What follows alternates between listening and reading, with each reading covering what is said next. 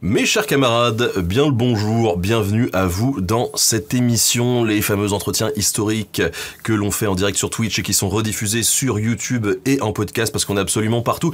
Aujourd'hui, on va parler de la christianisation des Vikings, particulièrement au Danemark, avec notre invitée Angela Baranes, qui est doctorante en histoire et en archéologie médiévale au CEPAM, Culture et Environnement, Préhistoire, Antiquité et Moyen-Âge, à l'Université Côte d'Azur. Elle y enseigne également dans ce cadre, d'ailleurs. Elle s'intéresse particulièrement à la christianisation du Danemark à travers la transformation notamment de son paysage et l'étude de ses monuments religieux. Elle travaille actuellement sur sa thèse qui est intitulée « La formation d'un paysage chrétien au Danemark viking et médiéval, logique spatiale et pratique sociale du 8e au 13e siècle ». C'est long. Elle a également pu faire un peu de vulgarisation historique en intervenant notamment dans un épisode du podcast Passion médiéviste que je vous recommande très chaleureusement parce que c'est un très bon podcast aussi. Et elle a écrit une partie du livre que j'ai eu la chance de diriger, qui s'appelle Les Vikings, où elle s'est occupée, je vous le donne en mille, du chapitre sur la christianisation. Bonjour à toi, Angela. Bonjour Benjamin et bonjour à tous et à toutes sur le chat. Alors avant de rentrer dans le vif du sujet, il y a toujours une question que j'aime poser aux invités, parce que c'est bien aussi de savoir d'où ils viennent et comment ils en sont arrivés là. Pourquoi la christianisation au Danemark? Comment est-ce qu'on en arrive là? Est-ce que déjà, toute petite, tu t'es dit « Ah, comment les Vikings se sont-ils christianisés ?» Ouais, non, c'est absolument ça, dès 5 ans. Non, en fait, c'est venu, ça vient quand même assez naturellement dans la formation. C'est quand même des hasards, des enseignants qu'on rencontre, des lectures qu'on fait. J'ai fait donc ma licence, mon master d'histoire et d'archéologie à l'Université Côte d'Azur, donc là où je fais également mon doctorat. Et c'était déjà une formation qui était double, qui était histoire et archéologie. Donc j'étais déjà absolument ravie de mêler les sources, ce qui est pas courant, ce qui n'était pas courant dans les autres universités françaises. Vraiment, on était soit historien, soit archéologue, ce qui je trouvais m'embêter un petit peu, surtout en fait quand on étudie des populations comme les Frisons, les Saxons ou les Gaulois ou les Scandinaves qui eux n'écrivaient pas. Donc nécessairement, on doit en fait faire ce jeu de l'archéologie, des sources matérielles laissées par ces populations qui n'écrivaient pas, et aller voir les textes des gens qui écrivaient, donc ou les Romains, les chrétiens, et qui avaient nécessairement un petit peu un regard un peu subjectif sur cet autre bizarre, étrange. Donc j'aimais bien un petit peu faire ce travail un peu d'ethnologue. On a le point de vue des chrétiens et on a les gens qui n'écrivaient pas mais qui laissaient leur culture matérielle. Et donc ça, déjà, c'était un peu ça. Déjà, les Scandinaves, ça se prêtait bien pour jongler entre sources archéo et textes. Ça aurait pu être les Frisons, ça aurait pu être les Saxons. Donc, les Saxons, c'est les peuples qui vivaient en Allemagne d'actuel au Moyen-Âge. Et puis, les Frisons, c'est aux Pays-Bas. Et puis, surtout, je trouve que la Viking, ça se prête aussi incroyablement bien à une diachronie un peu la longue durée parce que comme il n'y a pas d'antiquité, les Romains ne sont pas allés jusqu'à la Scandinavie, on passe direct de l'âge du fer au Moyen-Âge, grâce à la christianisation. En termes de périodisation, on n'est pas du tout comme en Gaule, ce qui fait qu'en fait, on doit être proto-historien, préhistorien et médiéviste. Et ça, c'était en fait, ne pas se mettre de barrière dans la recherche et prendre les méthodes de chacun. Ça, c'était chouette. On va peut-être commencer par la base, c'est-à-dire que quand on s'intéresse à la christianisation du Danemark, Angela, on parle de quelle date ? Alors en fait, ça dépend de la définition, comme toujours, les historiens, on aime bien définir les choses. La définition qu'on donne de christianisation. On va partir de la plus large. La christianisation, donc, c'est à la fois se convertir à la religion chrétienne, donc par le biais du rituel du baptême. Ça y est, on lave ses péchés originels, on rentre dans la communauté des chrétiens et on croit en un jugement dernier, une résurrection au paradis, en somme. Donc c'est ça, c'est cette croyance en un Dieu à la résurrection. On devient monothéiste, mais c'est aussi tout le package de la culture chrétienne occidentale médiévale qu'on adopte. C'est-à-dire, c'est pas seulement la religion, c'est aussi la langue latine, quand on est du côté de l'Occident, et pas de l'Orient byzantin. C'est l'urbanisation. C'est les villes, c'est chrétien, ça arrive avec la christianisation. Dans le monde du Nord. C'est l'usage du manuscrit, c'est le modèle d'un roi unique qui unifie un royaume, le modèle familial aussi, monogame. Enfin, vraiment, c'est tout un package, voilà, culture plus religion, qu'on doit sous-entendre sous le processus de christianisation. Donc, comme c'est du culturel, c'est nécessairement long. Donc là, moi, je dirais que le processus, concrètement. Je le vois même très large, moi, dans ma thèse. C'est du 8e, quand les premiers missionnaires débarquent au Danemark du 8e siècle.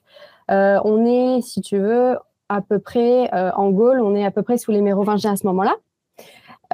Jusqu'au 12e siècle, 13e siècle, c'est vraiment là la période où il y a les lois qui s'écrivent sur manuscrits, elles sont bien définies, on a des églises partout sur le territoire qui cartographient, qui organisent la vie quotidienne des Danois. Donc voilà, pour moi c'est du 8e au 13e siècle et c'est quelque chose de très graduel. Et d'autant que ça ne s'est pas fait par la force. Ça, faut le préciser, et je l'ai mis dans le livre, Les Vikings, c'est que contrairement aux Saxons et aux Frisons, qui étaient voisins de Charlemagne, eux, on leur a imposé par la force le baptême, par des conquêtes militaires et par des baptêmes collectifs. Tu te soumets, tu te convertis ou tu meurs, en somme. Ça a été assez violent. Mais non, ils n'ont pas réussi à avoir les Danois, ni les Suédois et les Norvégiens, les Carolingiens. Donc, nécessairement, c'est un processus long qui est fait d'échanges, de dialogues, de compromis comme ça un petit peu entre les élites. Quand on parle du Danemark, ça correspond à quoi? Est-ce que ça correspond à peu près au Danemark actuel ou est-ce que c'est plus large, plus petit Ouais, non, c'est une bonne question puisque du coup on est obligé d'étudier. Si on dit le Danemark, on est obligé de se mettre dans le Danemark de l'époque. Et en effet, alors il est un peu plus grand. Donc, on a bien ce Danemark actuel avec la péninsule qui est au-dessus de l'Allemagne, donc qu'on appelle le Jutland. On a toutes ces îles un peu au milieu, dont l'île de Sealand où il y a Copenhague. Et en fait, on va rajouter à ça le sud de la Suède, qu'on appelle la Scanie.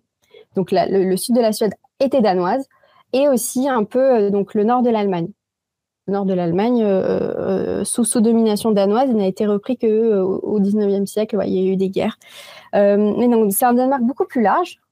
Mais ça ne veut pas dire nécessairement qu'il y avait un sentiment d'unification au début de l'âge viking. Donc, on est, on va dire, vers 750 au Danemark. Début de l'âge viking, il n'y avait pas des Danois, mais ils avaient un sentiment qui commençait, qui émergeait, mais c'était plutôt des Jutlandais, des Sealandais et des Scaniens. Il y avait vraiment les Danois de l'Est, de l'Ouest, les Danois du centre. Il y a vraiment un régionalisme qui est assez important. Entre voilà, ce centre, cet est et ce ouest. Et ça se voit même encore jusqu'au XIIIe siècle, où les premières lois des Danois sont mises par l'écrit, mais c'est la loi du Jutland, la loi du Sealand et la loi de Scanie. Donc ces trois régions sont très puissantes, même jusqu'au début du Moyen-Âge. Ils ont quand même réussi à se séparer en est, centre, ouest, alors que le pays est plutôt vertical. J'y avais pas pensé comme ça. Mais alors, en effet, en fait, je pense que c'est déjà les barrières de la mer, même si on sait très bien que la mer est aussi vectrice d'échanges pour les Vikings, hein, bien sûr. Mais c'est que je pense que y a quand même des barrières culturelles, ça se voit aussi dans la culture archéologique matérielle, des barrières culturelles du fait de la mer, de cet isolement. Et donc, ouais, les Jutlandais sont particuliers dans leur culture matérielle, les Sealandais aussi. Et ce qui a amené en fait tout ça à un éclatement politique. On avait des chefs du Jutland, des chefs du Sealand et des chefs de Scanie. Si tu veux, d'ailleurs, je peux peut-être me lancer là-dedans sur une question politique. C'est ton moment. Vraiment, voilà, tu fais ce que tu veux. Ouais, donc en effet, on a en fait cette image de roi qui unifie au début du Moyen Âge. On a notamment Clovis qui a réussi à unifier les Francs quand même au début du Moyen Âge. Et on est encore en Scandinavie au début de l'âge viking, en tout cas au Danemark, dans des petits chefs qui peuvent dans les sources porter les noms de jarls. Enfin bon, on ne sait pas trop. Des fois, ils s'appellent rois. Les sources latines peuvent parler de rois aussi. Parce qu'ils savent pas trop, ils n'arrivent pas trop à identifier quel titre qu'ils portent ces gens-là, donc ils les appellent Rex.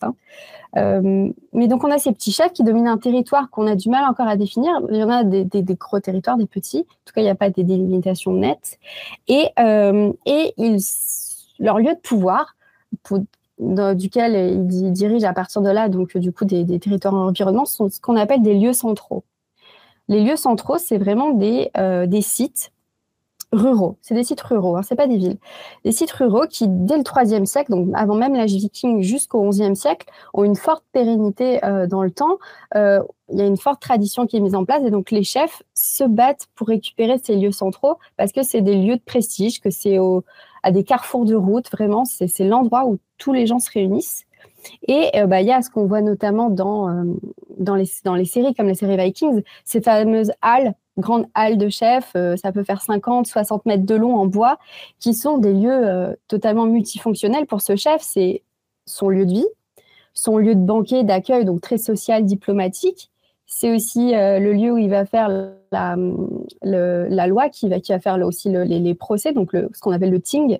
Il tient l'assemblée des libres.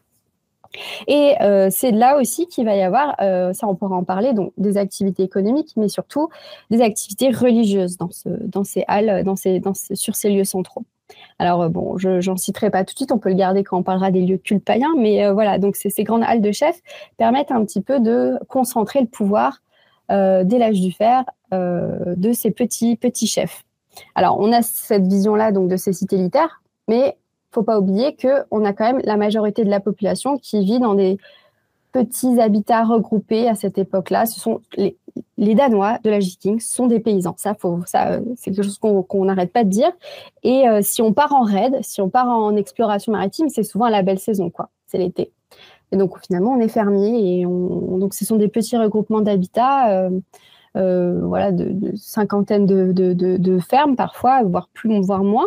Et il y a quelques rares sites urbains, proto-urbains on dit, parce que c'est des villes en train de se faire, et ça je pense que Lucie Malbos a dû vous en parler, elle a déjà présenté un live. Et donc on a c'est quand même ces petites villes, notamment au Danemark, c'est Ribe et Edeby. Il y en a aussi eu Birka en Suède et Copenhague en Norvège. Et alors là, c'est des endroits très particuliers parce que d'un point de vue fonctionnel, on ne sait pas s'il y a des chefs, on ne sait pas si ça organise entre commerçants, c'est encore assez ambigu. Mais en revanche, ce qu'on voit, c'est que dans la culture matérielle, il y a des objets de tout l'Occident, de tout l'Orient, qui sont concentrés en ces lieux. C'est-à-dire que, même si on prend l'exemple de Birka qui est en Suède, mais qui est révélateur de toute cette culture des ports, on a quand même une crosse épiscopale irlandaise, un Bouddha d'Inde, une louche égyptienne, des dirhams où il y a écrit Mohamed sur ces monnaies donc arabes. Donc on se rend compte que ce sont ces endroits-là qu'on va aller chercher les premières idées et les premières diffusions du christianisme. Ce sont dans ces grands ports qui sont pas encore des villes, mais on s'y rapproche. Donc il y a quand même un Danemark, en tout cas une Scandinavie même, qui est qui a des espaces totalement différents, des villes portuaires, des centres élitaires ruraux et les habitants qui sont plus ou moins isolés. Donc ça c'est pour l'organisation politique. On pourrait aussi parler donc du coup de cette absence d'écrit, d'usage de l'écrit narratif, c'est-à-dire que les Romains, par exemple, utilisaient l'écrit pour plein de choses, pour l'administration, pour les lois, pour écrire leur histoire aussi. Les Scandinaves préféraient l'oralité. Ils ont transmis ça de génération en génération, donc nécessairement, on ne sait pas vraiment comment ils s'organisaient politiquement, juridiquement, comment on partageait les terres, par exemple, comment on faisait procès. Voilà, c'est des choses qui nous échappent un petit peu. Et finalement, l'unification et la mise par écrit de tout ce qui pourrait organiser une société, ça arrive avec la christianisation. La christianisation, c'est pour ça que je dis que c'est un package, c'est que ça amène plus que la religion. Donc si on veut étudier l'unification d'un royaume, nécessairement on doit passer par la conversion de ses rois. Et donc l'unification du Danemark, ça passera. Donc c'est forcément lié à cette. Il n'y a pas avant la christianisation quelqu'un qui tente de rallier ou. On a et d'ailleurs c'est ce que je pense qu'on a sur la chaîne on a dû parler plusieurs fois du phénomène viking. Donc c'est ce fait de partir en raid, en exploration, voire pour des entreprises coloniales à partir de 780 depuis la Scandinavie. L'une des raisons, par exemple, de ces raids, c'était, OK, il y a une forte compétition sociale en Scandinavie, il y a plein de chefs, il faut de l'armée, il faut des armées, il faut fidéliser ces armées, donc nécessairement, il faut qu'on revienne avec des objets précieux pour les acheter, enfin, c'est des dons contre dons. On revient aussi avec du prestige, voilà. Donc, l'une des premières causes du phénomène viking, finalement, c'est cette extrême compétition sociale. Alors, grâce à ces gains, il y a certains chefs qui ont certainement réussi à s'étendre beaucoup plus sur les autres. On a notamment à partir de 750 déjà en fait des grands des grandes entreprises, par exemple un chenal en fait, qui est creusé carrément dans le nord du Danemark pour faire passer donc des bateaux pour le commerce. Et ça, c'est une entreprise qui a dû demander extrêmement de personnes, d'argent. Donc ça, c'est probable qu'il y avait un chef qui voulait contrôler le commerce de la mer du Nord. On a aussi le Danvirke, c'est tout au nord, au sud du Jutland, donc cette partie à l'ouest du Danemark. On a une sorte de frontière, de rempart qui a été constitué pour bloquer l'expansion franque qui était un peu inquiétante venant du sud. Donc on sent qu'il y a des ouvrages, il y a des choses qui se passent, de gens puissants qui ont de l'argent, mais il semble encore y avoir de nombreux chefs dans ces différentes régions, les 3 régions que j'avais déjà indiquées. Et finalement, c'est grâce à la pierre runique de Jelling, qui date de 960, donc on est quand même 200 ans après le début de l'âge viking. C'est là qu'on a Harald à la Bleu, c'est un roi danois qui dit qu'il a réussi à unifier tout le Danemark. Donc, évidemment, on a de l'affichage politique. Est-ce que c'est lui seul qui l'a fait? Est-ce qu'il n'y avait pas déjà des prémices avant?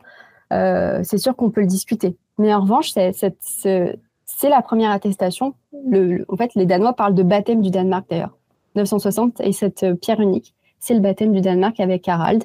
Et en fait, il écrit bien sur cette pierre, Harald a unifié le Danemark et une partie de la Norvège, et il a fait chrétien tous les Danois. Donc on sent que même lui avait conscience de cette corrélation entre unification et christianisme. Avant d'entrer dans le vif du sujet et parler de religion, quand on parle de Scandinave, ça regroupe beaucoup de zones géographiques finalement. Est-ce qu'il y avait quelque chose d'assez singulier chez les Danois qu'il n'y avait pas chez les Suédois ou chez les Norvégiens par exemple? Alors en fait, c'est assez complexe. Il faut vraiment aller sur plein d'échelles différentes géographiques, puisque rien que déjà au sein du Danemark, on a déjà 3 groupes.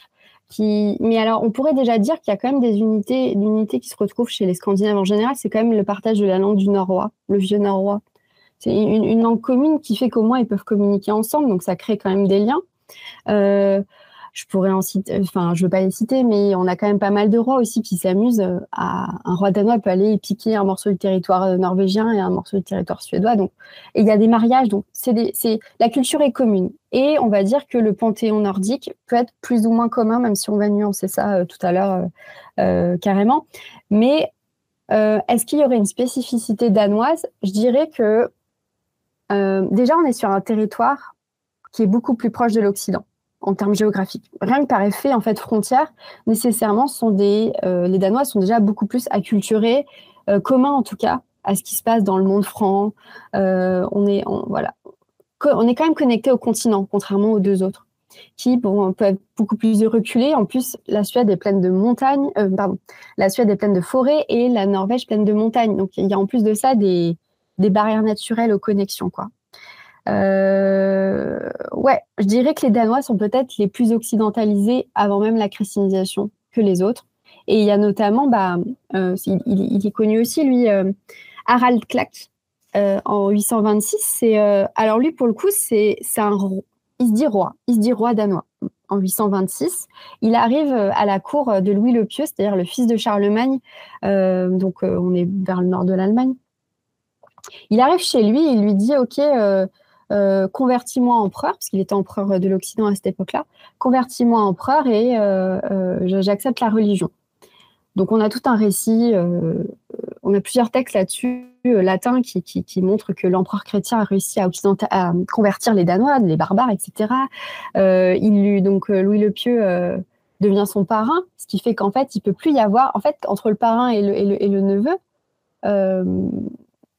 de baptême, il ne peut pas y avoir de bataille. C'est pas possible. Comme s'il y a un lien immuable devant Dieu, on n'est plus censé se faire la guerre, quoi. Donc c'est pratique de pacifier un païen quand même. Donc du coup, à cette cour, il y a le baptême qui se passe, mais il l'accueille aussi à sa table, il partage du vin, il l'amène à la chasse. Donc c'est vraiment, vas-y, rentre dans la culture franque, sois mon vassal. Et on se rend compte, en fait, après quelques relectures de ce texte, on ne comprenait pas trop d'où ça venait, pourquoi. En fait, c'est que c'était un chef déchu qui galérait à garder son territoire au Danemark, qui est venu demander de l'aide à l'empereur chrétien pour le récupérer. Alors, ça n'a pas marché. Harald-Clac, en 826, il n'a pas réussi à récupérer son territoire. Mais bon, comme il est devenu vassal de Louis le Pieux, il a réussi à obtenir un petit territoire dans le monde franc. Mais voilà, c'est le premier échec. Lui, il a tenté le christianisme pour régner. Ça a été un échec. Et ça sera, du coup, ça marchera pour Harald à la Dent Bleue quasiment 100 ans après, quoi. Alors, du côté du culte, avant l'arrivée du christianisme au Danemark, comment ça fonctionnait? En fait, c'est plus facile presque de parler de christianisation que de paganisme, parce que c'est une question Alors, c'est une question complexe, même pour les autres peuples, hein, frisons et saxons. Ils nous ont pas laissé de texte. On n'a pas leur croyance, en tout cas contemporaine. J'entends pas de texte contemporain à l'âge viking. On n'a pas leur croyance, on n'a que leur croyance décrite par des chrétiens missionnaires. Donc à partir de ce moment-là, ce sont tous des barbares avec des idoles en bois qui font joujou, qui vénèrent des faux dieux. Enfin, on a tout un vocabulaire péjoratif, quoi, sur ces gens bizarres qui en plus font des sacrifices humains. Voilà, on est sur le mythe chrétien du païen. D'ailleurs, païen, c'est un terme péjoratif, hein, qui veut dire le paysan, le barbare, celui qui n'a pas de culture. Ça date de l'Antiquité tardive. Donc, il faut se dire que le paganisme en soi n'existe pas et que les Scandinaves ne s'appelaient pas païens. On ne sait pas comment ils s'appelaient, comment était leur religion, mais voilà. Et donc, c'est depuis, on va dire, les années 2000 qu'on commence vraiment à avoir une meilleure visibilité sur ce culte pré-chrétien grâce à l'archéo. Franchement, l'archéologie, elle a pu nous aider fortement à relire les textes, parce que relire les textes des chrétiens d'une part, contemporains, mais relire aussi tous les textes qu'on a beaucoup plus tardifs, au XIIe, XIIIe siècle en Scandinavie, quand on commence à écrire, parce qu'on est chrétien, on va un peu compiler le Panthéon. C'est là qu'on a les fameux Edda de Snorri Sturluson au XIIIe siècle, en Islande. Sauf qu'il est chrétien. Sauf que ça fait 400 ans de décalage avec l'âge viking. Donc, les historiens et les archéologues étaient très, très prudents vis-à-vis de ces textes. Mais avec l'archéo qui ressort de plus en plus, avec l'accumulation de données, on se rend compte qu'il y a quand même des correspondances. Donc, c'était pas si faux ce qu'ils nous racontaient, ces chrétiens. Même s'il y a un petit filtre, Régis Boyer, un petit peu, voilà... Puis, il y a longtemps, il nous parlait de pollution chrétienne. Mais même s'il y a un petit filtre, on est plutôt raccord avec ce qu'on voit en archéo. Donc, qu'est-ce qu'on peut dire, si on peut faire une synthèse? On est sur du polythéisme, donc on croit en plusieurs dieux, ça c'est clair. On les connaît bien tous, hein, les Thor, Odin, Freya, Heimdall, voilà. On les connaît, ces divinités-là, grâce aux textes tardifs. Et en fait, on en retrouve pas mal dans les statuettes faites en métal, qui étaient déposées, par exemple, dans des lieux d'offrande. Donc, on a, par exemple, très bien, par exemple, des statues anthropomorphes. Par exemple, pour Frey, qui est le dieu de la fertilité, on avait donc une petite statuette en argent avec un grand phallus, le ventre rond pour Freya. Odin était souvent reconnu par sa lance. C'est un bonhomme avec une lance qu'on identifie du coup automatiquement à Odin, ou alors ses corbeaux. Ou alors, on pouvait avoir des pendentifs qu'on portait avec des marteaux. Et là, on pense tout de suite à Thor. Donc, on sait déjà que là, on est quand même sur les bons personnages. Ça correspond bien à l'âge viking. Et on a même sur certaines pierres runiques, donc c'est ces grands monuments en pierre où en fait on commémorait les défunts. Parfois, il y a des figurations. On peut graver et peindre des scènes mythologiques et on retrouve ces scènes mythologiques donc sur ces pierres de l'âge viking dans les textes de l'Edda. Par exemple, Loki qui est enchaîné avec les intestins de son fils, ça s'est représenté. Thor qui pêche le serpent des mers, ça s'est représenté. Donc, il y a concordance. Ça a permis un peu de réévaluer notre grosse critique qu'on avait quand même vis-à-vis des textes. Donc, on est sur un polythéisme, on est sur une croyance aussi en un au-delà, clairement. Alors, nous, on sait des textes qu'on a le Valhalla quand même pour les guerriers libres qui seraient morts au combat. Mais en fait, ça se voit tout de suite dans les tombes. Les tombes, si on se fait inhumer avec tout notre attirail de notre vie, c'est-à-dire, par exemple, si on a été guerrier, on va se faire inhumer avec ses armes. Si on a été femme au foyer, on va se faire inhumer avec les clés de la maison, la popote. Hein. Enfin, quand même, il y a quand même pas mal de dépôts alimentaires. Et d'ailleurs, tout le monde avait du dépôt alimentaire parce qu'il fallait, pour notre voyage, partir avec suffisamment de quoi pour se nourrir et récupérer son statut de vivant quand on allait dans l'au-delà. Donc ça, c'est une croyance en quelque chose, ça c'est clair. Et croyance en un au-delà, d'ailleurs, on pourrait même dire que pour les Vikings, il est assez puissant cette croyance, puisqu'elle est souvent liée au bateau. On se fait inhumer dans des... Alors, les grandes élites se font inhumer dans des bateaux, voilà, qui sont souvent réemployés. Ça peut être un bateau qui a servi, puis ensuite qu'on a utilisé pour être la dernière demeure de cette personne. Et puis quand on est un peu plus pauvre, ce qu'on peut faire, c'est avec des pierres, former en fait une sorte de bateau et mettre le corps au milieu. C'est juste que voilà, ça fait un petit alignement de pierres naviformes. Donc voilà, même quand on est pauvre, on a cette idée de voyage, de dernier voyage. Donc pour les Vikings, c'est super important. Petite précision d'ailleurs, il y a même des endroits, alors j'ai eu la chance de visiter Lejre au Danemark, où là carrément, on enterrait les gens, et par contre, on faisait une structure géante tout autour qui avait à peu près la forme d'un bateau, pour dire, bon voilà, ils sont tous dedans, ça fonctionne. Ouais, okay. C'était pas que individuel. C'était pas que individuel, tout à fait. Il y a même Yelling, le site du coup où Harald Aldenbleu a signalé qu'il avait fait chrétien tous les Danois. Carrément, il y a deux tumuli, donc c'est-à-dire des grands mottes de terre où il y aurait du coup, alors il y a gros débat, mais il y aurait en fait donc son père et sa mère, mais elle est vide celle-ci. Mais voilà, il y aurait donc deux donc grandes tombes, grandes sépultures, et en fait il a ensuite ajouté un alignement naviforme en effet qui est gigantesque. Enfin, il fait plusieurs kilomètres quoi. Donc ouais, c'est quelque chose quand même qui est dans leur symbolisme, dans leur culture. Et alors surtout, le grand débat quand on parle de paganisme, et moi c'est ce qui m'intéresse aussi, c'est ok, où est-ce qu'on le pratiquait, ce paganisme? Où est-ce qu'on le pratiquait? Qu'est-ce qu'on faisait? C'est souvent des dépôts, des offrandes aux divinités pour avoir en fait leur bonne grâce, comme pour les Romains, les Grecs. Où est-ce qu'on fait ces dépôts? Alors, pendant longtemps, on a cru que, jusqu'aux années 2000 en fait quasiment, on a cru que les Scandinaves ne déposaient que en plein air. C'est-à-dire cette image, parce qu'en plus dans les textes c'était relié. Oui, ces païens, ils offrent aux sources, les sources d'eau, ils offrent aux arbres, ils offrent aux rochers. Ça n'a aucun sens. Les divinités ne sont pas dans les rochers. Donc en effet, archéologiquement, on a retrouvé des dépôts d'armes, par exemple, dans des lacs. On a retrouvé des dépôts d'or, de mobilier précieux dans des bosquets, des forêts. Donc ça, c'est quelque chose qu'en effet, on voit. Et puisqu'on ne trouvait pas d'éléments bâtis, de temples bâtis, on s'était dit que c'était que en plein air. Et on ne comprenait pas ce qui se passait en tant qu'archéologue, puisque pourtant, Adam de Brême, c'est un missionnaire, on va dire l'Allemagne actuelle, un missionnaire qui écrit vers 1070 une grande histoire de l'archevêché missionnaire d'Hambourg. Donc c'est Hambourg qui était chargé en fait d'évangéliser le Nord, parce qu'Hambourg se situe au nord de l'Allemagne.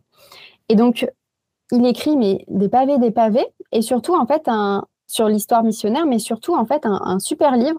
C'est traduit en français si vous voulez lire, c'est super intéressant. C'est le premier traité d'ethnographie où en fait de l'époque médiévale, où en fait Adam de Brême présente les différents peuples, ce qu'ils font, comment ils vivent, mais on va même jusqu'à l'Islande et le Groenland. Donc, il peut même présenter la manière dont ils vivent avec la nuit, avec la glace, etc. C'est assez intéressant d'un point de vue ethno. Mais du coup, Adam de Brême nous dit qu'à Uppsala, c'est en Suède, près de Stockholm, en Suède, il y aurait un temple bâti, le temple d'Uppsala. On dit que c'est un immense temple et qu'il y aurait 3 statues dedans de Frey, Thor et Odin en bois, et qu'il y aurait des dépôts votifs voilà, autour de ces idoles, qu'il y aurait aussi une source d'eau sacrée et qu'on y sacrifierait des humains là-dedans, et que voilà, je crois que si le corps ne flotte plus, on peut faire un vœu. Enfin, il y a des histoires un petit peu comme ça. Mais voilà, et quand on a fouillé à Uppsala, qu'on a bien identifié, on sait où est le lieu, le toponyme est le même, le nom du lieu est le même, on n'a rien trouvé. Rien du tout. Et c'était dans les années 70, ça. Donc, on s'était dit, bon, on est d'accord, il a inventé la chose, il s'est dit, c'est comme un temple romain, il n'y a rien. Mais en fait, chez les Scandinaves, il n'y a rien de bâti. Et là, gros twist. Et ça, c'est ça qui est génial. Ça qui est génial avec l'archéologie, c'est qu'en fait, il faudrait qu'on soit prudent parce que le lendemain, on pourrait être contredit par un collègue qui a trouvé quelque chose de fantastique. Et donc, dans les années 2000, on a trouvé à Uppåkra, c'est le sud de la Suède, c'est petite ville dans le sud de la Suède, pardon, qui appartenait donc au Danemark. Au Pakra, on a trouvé le premier temple bâti. On l'a trouvé. Donc, c'est un temple en bois. Il n'est pas grand. Ça a une forme rectangulaire, donc c'est 11 mètres sur 5 mètres. La hauteur, on ne sait pas, puisqu'en fait, ce sont des édifices en bois et le problème du bois, c'est qu'il est périssable. Matériaux organiques, on perd tout. Donc, impossible pour nous de restituer les élévations. C'est-à-dire qu'on peut avoir des hypothèses de reconstitution, mais on ne sait pas comment c'était décoré, la hauteur, s'il y avait une tour. On peut mettre des hypothèses. On sait que si le poteau il est gigantesque pour soutenir, peut-être qu'on peut se dire que le toit était haut. Mais c'est vraiment des hypothèses. Et pour la déco, l'architecture, ça, on est peiné. On aurait voulu un peu avoir une idée de la sculpture. Mais on a ce bâtiment-là. Et comment on sait que c'est un temple, en fait, c'est qu'il y a eu une concentration de dépôts d'or, d'argent, de matériaux précieux, de petites statuettes. On appelle ça des guldgubbar, en norvégien, suédois, danois. C'est des petites feuilles, mais ça fait cette taille-là. Hein. Ça fait une petite phalangette. Des petites feuilles d'or anthropomorphes ou zoomorphes. Et il y en avait 111, là, c'est l'un des plus gros dépôts en Scandinavie, déposés dans ce temple-là. Et avec aussi des vases liturgiques. Donc, on s'était dit, bon, bah, ça y est, on l'a trouvé. Et ce qui est rigolo, c'est qu'à partir de ce moment-là, où dans les années 2000, on a trouvé ça, on a commencé à ressortir les vieux dossiers et on s'est dit, mais en fait, il y en a un à l'Aireux, il y en a un à Tisseux. Et c'est là qu'en fait, on s'était dit, OK, on en a peut-être 15 en fait. Mais c'était juste que tant qu'on n'avait pas le site où c'était très bien conservé, on ne pouvait pas en fait envisager que les autres qui étaient un peu plus résiduels étaient ça. Et donc, on appelle ça pas des temples. On a du mal, ils n'aiment pas ce terme. Du coup, ils appellent ça des maisons de culte, des maisons de Dieu, des God houses. C'est parce que c'est petit quand on y pense. Hein. À Tisseux, par exemple, c'est 5 mètres sur 5 mètres. C'est des petits trucs juste pour déposer des trésors. Il n'y a pas de rituel, il n'y a pas de messe. On n'est pas là pour accueillir le public, les fidèles là-dedans, quoi. C'est vraiment juste dédié aux dieux, c'est leur petite maison. Et voilà, maintenant, on sait qu'il y en a 15 qui sont à peu près avec ces critères-là à l'échelle de la Scandinavie. Et on en a même un trouvé en 2018 en Norvège. C'est le premier qu'on a trouvé. Donc, comme quoi, en fait, l'histoire est encore en train de se faire. Mais du coup, on a aucune idée de justement du culte ou du rituel, de s'il y avait quelqu'un qui officiait une sorte de messe païenne. Probablement que le sacrifice était fait par quelqu'un qui avait un statut élevé. Il y a des propositions en disant que ça peut être un chef. Le chef politique est aussi un chef religieux. On a aussi des termes d'officiants qu'on voit en norrois. Donc, il y a des statuts.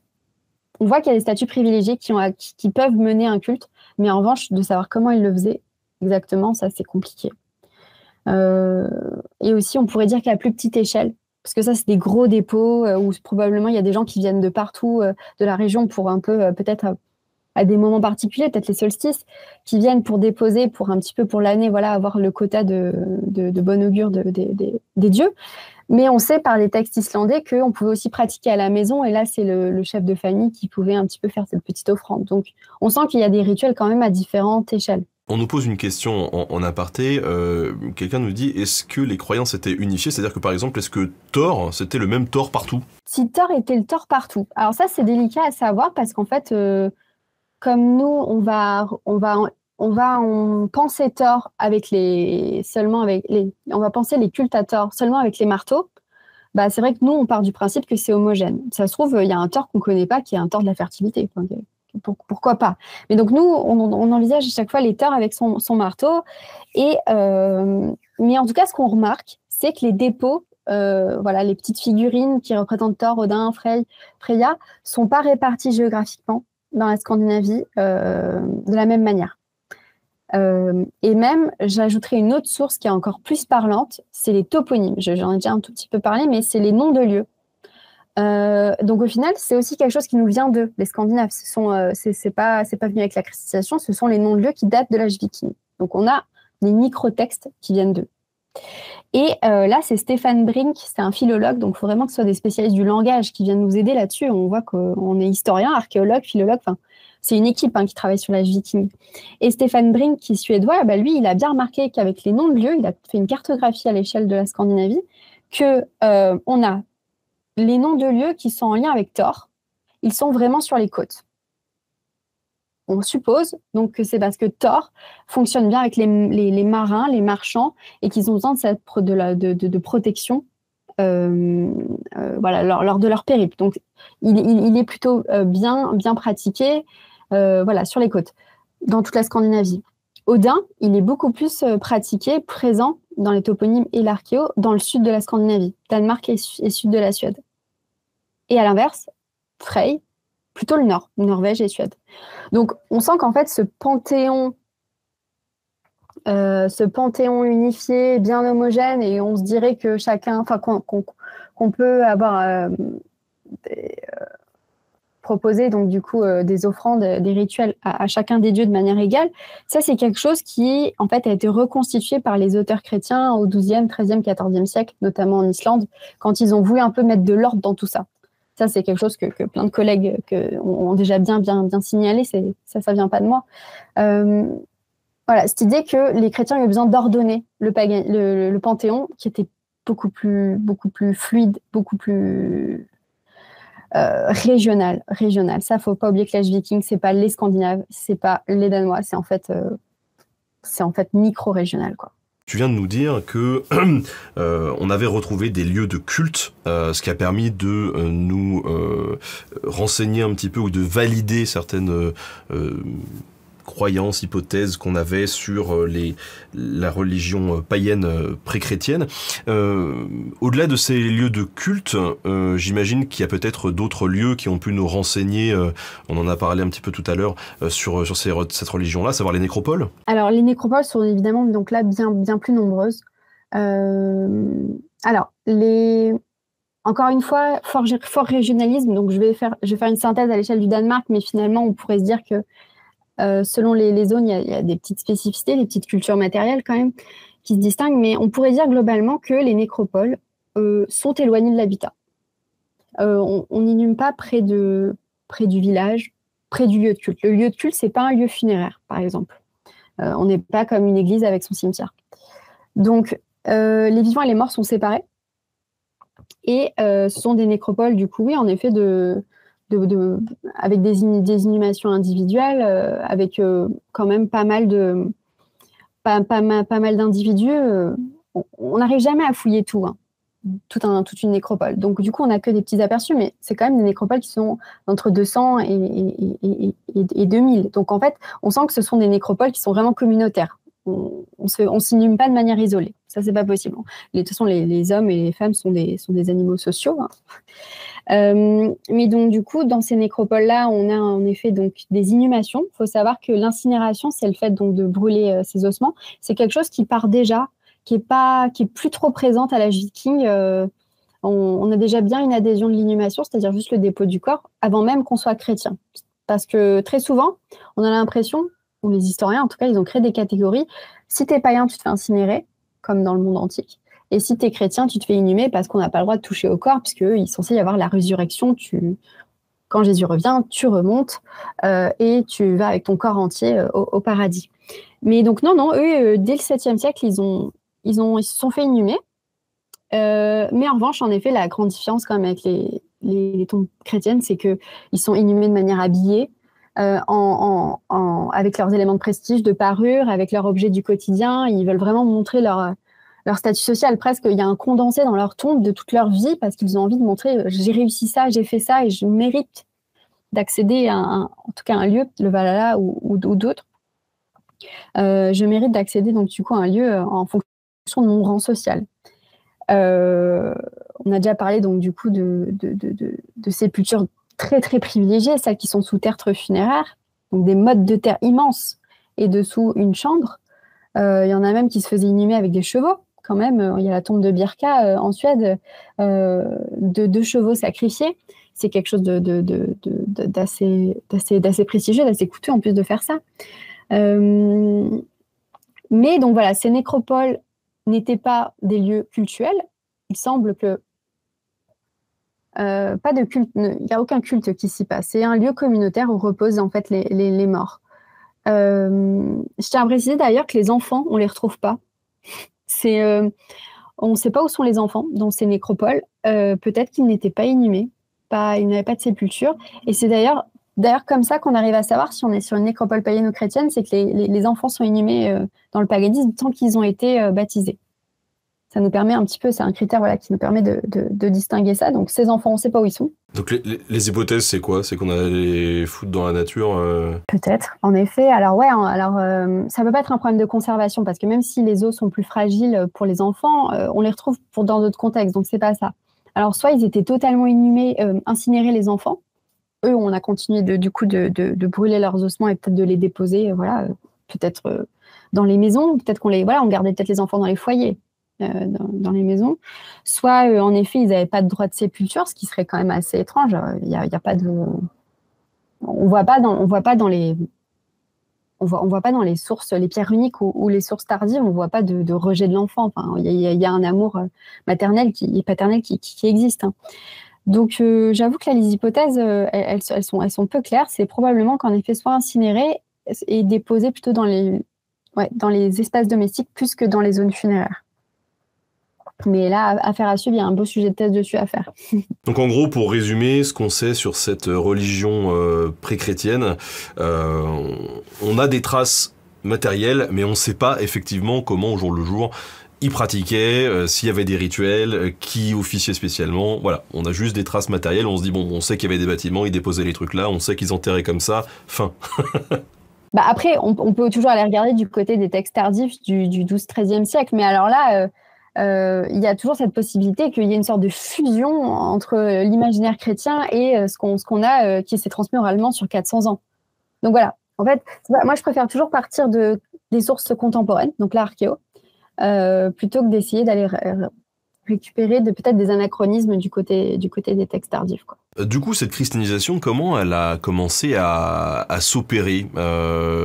Tu nous as dit tout à l'heure que c'était quand même sur un temps relativement long, depuis les premiers missionnaires jusqu'à la chrétienté. On a parlé de 5 siècles, du 8e au 13e siècle. Donc, comment ça s'est passé au départ? Alors, déjà, c'est pour le Danemark que c'est plus long, puisqu'il y a eu la Suède et la Norvège s'est convertie un peu plus tard, on va dire plutôt 10e, 11e siècle, ça a été plus court parce qu'il y a eu beaucoup de rois qui ont vraiment pris ça avec de la force ou de la législation. On a des traces en Norvège de conversion par la force, j'en ai parlé dans l'ouvrage. Donc au Danemark, ça a l'air d'être quand même beaucoup plus graduel, beaucoup plus lent, ce qui explique cette longue période. Mais alors, souvent, canoniquement, on divise en 3 temps la christianisation. On a d'abord une pénétration des idées et des pratiques, c'est-à-dire que, il y a des choses de l'extérieur qui viennent au Danemark, ce qu'est le Christ, ce que serait le monothéisme, ce que serait le salut, voilà. Ou alors des objets, hein, typiquement, comme on a pu l'indiquer, des crosses épiscopales. Qu'est-ce que c'est que cette crosse, voilà. Donc des mélanges d'idées et de pratiques. Et ça serait entre 700 et 960, on va dire. 960, c'est la conversion donc, de Harald à la Dent Bleue. Donc, pénétration des idées. Ensuite, donc, adhésion des élites. Après une maturation donc, du coup, de 200 ans, certaines se disent stratégiquement « Ah tiens, ça peut être pas mal d'adhérer au christianisme. » On pourra en revenir sur la raison. Et puis après, à partir du milieu du XIe siècle jusqu'au XIIIe, on a une institutionnalisation, c'est-à-dire que la religion ne devient juste pas une religion, une croyance, mais elle devient un organe qui régule la société entièrement et qui la contrôle, comme on a en fait en Occident médiéval. Vraiment où l'Église est partout. L'Église, elle est dans la famille, elle est dans ton organisation de ta semaine, elle est même présente physiquement avec les églises et les prêtres. Dans la langue, dans la loi, voilà. Donc moi, c'est ça. On parle d'institutionnalisation dans cette 3e étape. Alors, on peut commencer donc du coup chronologiquement, évidemment, tout en ayant conscience que c'est pas parce qu'on a cette image linéaire que c'était voué à finir comme ça. Ça, c'est un truc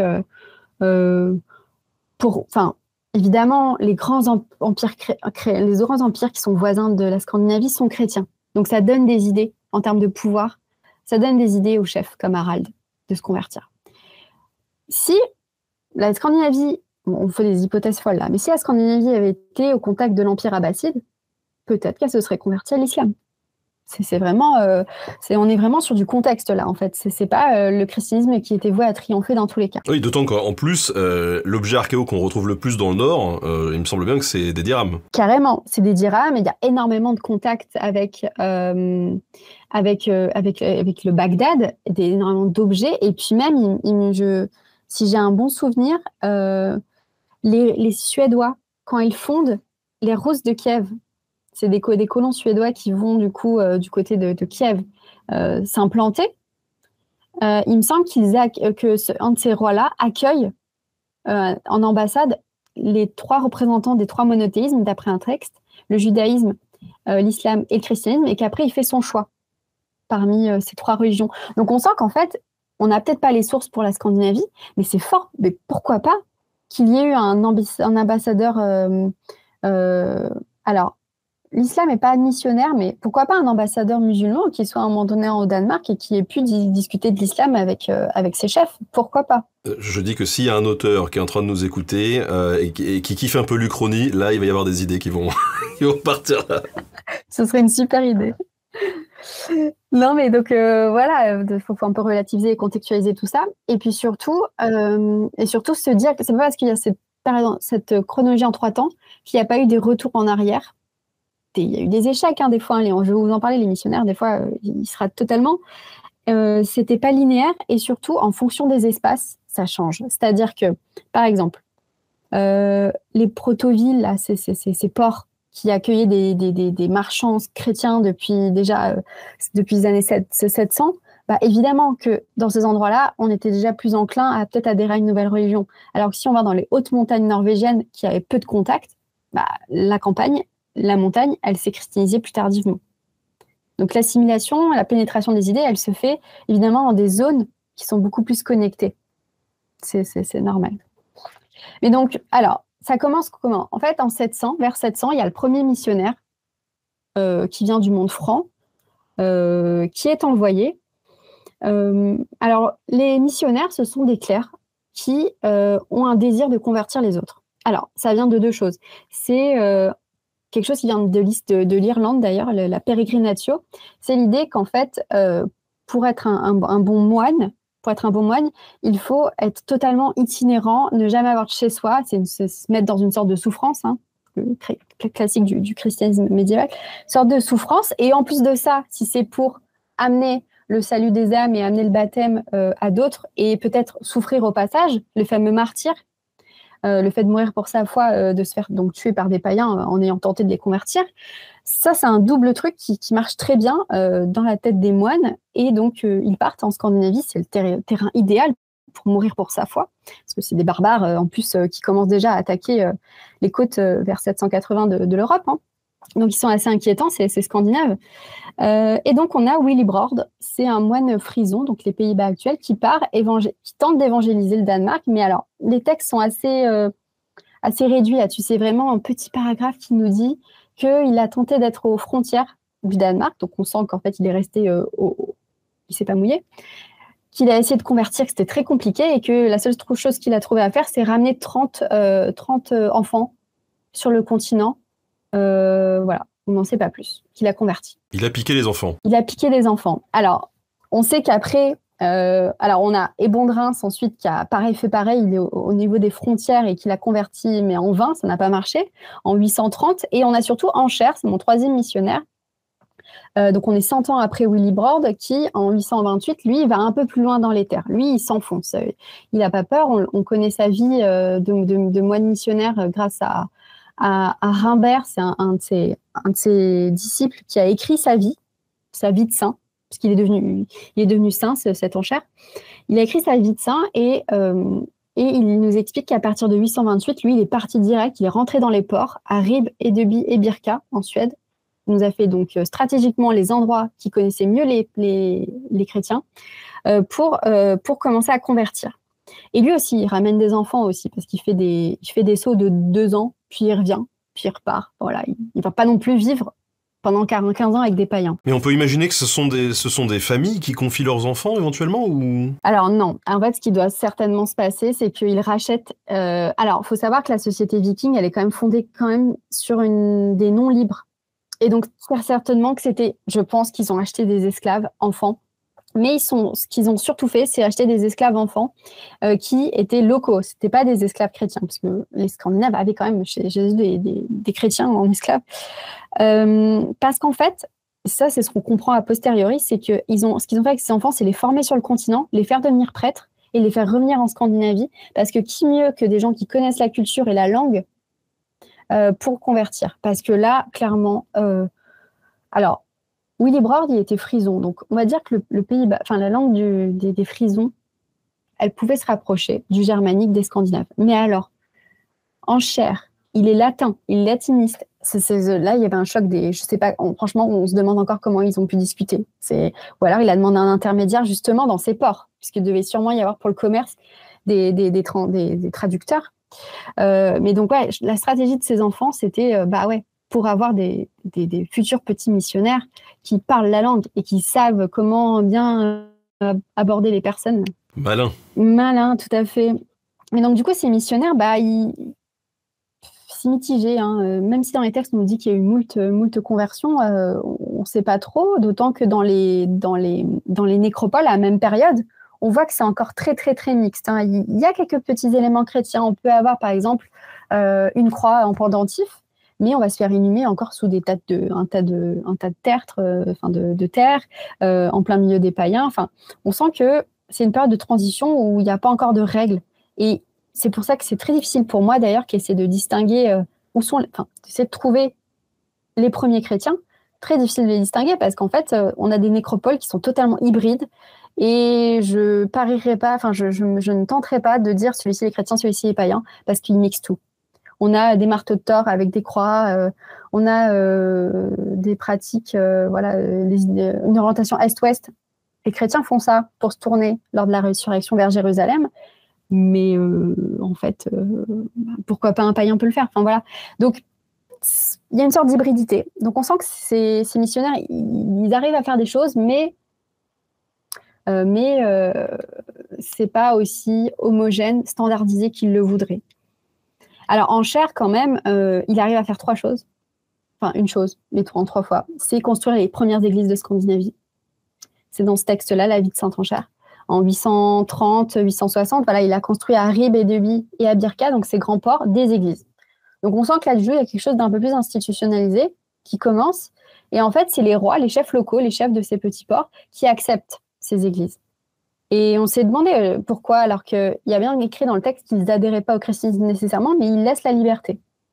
Donc, ils acceptent certainement, parce que c'est bon pour les finances, c'est bon pour le commerce. C'est-à-dire que si on a une église qu'on peut voir de loin quand on arrive en bateau, si on est un bateau composé de chrétiens, on peut se dire, OK, c'est un territoire safe pour commercer. En plus, je vais aller faire ma petite messe avant de repartir. Donc voilà, franchement, c'est donnant-donnant pour les deux. Malin, encore une fois. C'est super, voilà. Mais c'est qu'une question d'adaptabilité, tout ça. J'adore. Mais puis après, il ne faut vraiment pas qu'on oublie le fait que c'est les marchands. Hein. Les marchands, comme ils ont voyagé dans tous les ports en Angleterre, en Frise, en France, évidemment qu'ils revenaient avec des idées. Tiens, regarde, là, il me semble qu'il y a un dieu qui a l'air fort chez eux. Enfin, voilà. Et d'autant que ça se voit avec le moule. Je ne sais pas si je l'ai mis dans le bouquin, celui-ci, mais il y a un moule de forgeron du Xe siècle où on peut faire fondre une croix et un marteau de Thor. Donc, on sent qu'il y a même un artisan qui s'était dit l'offre et la demande. Genre, en fait, qu'est-ce que tu veux, je te le fais fondre. Il n'y a pas de problème. Il y a une sorte de tolérance comme ça qui est assez caractéristique du Danemark, peut-être un peu moins de la Norvège, par exemple. Bon alors, on l'a compris, pour les missionnaires, c'était pas évident, et en même temps, faut persévérer, hein. Tu parlais de l'Irlande tout à l'heure. Je rappelle quand même que Saint Patrick, la première fois qu'il est arrivé en Irlande, il s'est pris des cailloux sur la tronche, hein. Donc il faut persévérer, voilà. Et il faut vraiment être ingénieux parce que du coup, leur spécialité, ça va être aussi le spectacle. On va vraiment dire, je vais vraiment parler de spectacle. Ils vont mettre en scène la puissance de leur dieu. En fait, les Scandinaves, ils ont besoin de preuves. Donc, ce qui se passe, c'est, il y en a un, par exemple, qui va lui dire, si, écoute, mon dieu est tellement puissant que je vais vous faire tomber un orage sur la tête et moi, j'aurai aucune eau qui va me toucher. Et ça arrive. OK, je vais prendre un métal tout chaud, brûlé, et je ne serai pas brûlée. Et là, voilà. Donc, c'est la preuve, en fait, que leur dieu est puissant, qu'il existe, et c'est par ces miracles qu'ils arrivent à convaincre. Donc, c'est vraiment une preuve visuelle plus que un discours théologique, expliquer comment ça fonctionne. Concrètement, non. C'est juste, est-ce que ton Dieu est puissant? Oui. Est-ce qu'il est efficace? OK. Et d'ailleurs, dans les textes, parfois, des marins pris tort pour apaiser la tempête, ça marche pas. Bon, on va peut-être se tourner vers le gars, là, il nous a parlé de Jésus. Donc, il tente Jésus et ça marche. Enfin, donc là, on est dans les textes chrétiens, évidemment, mais peut-être que cet opportunisme pouvait fonctionner, quoi. Les Scandinaves étaient quand même malins vis-à-vis de ça. Les meilleurs missionnaires, c'était les apprentis magiciens. Prochain épisode sur Nota Bene, Harry Potter et les Vikings, ou la christianisation du Danemark. C'est exactement ça, je vais peut-être le mettre dans la thèse. À quel moment, donc tout à l'heure tu nous parlais de 3 grandes périodes du christianisme, donc là on vient de parler effectivement des missionnaires.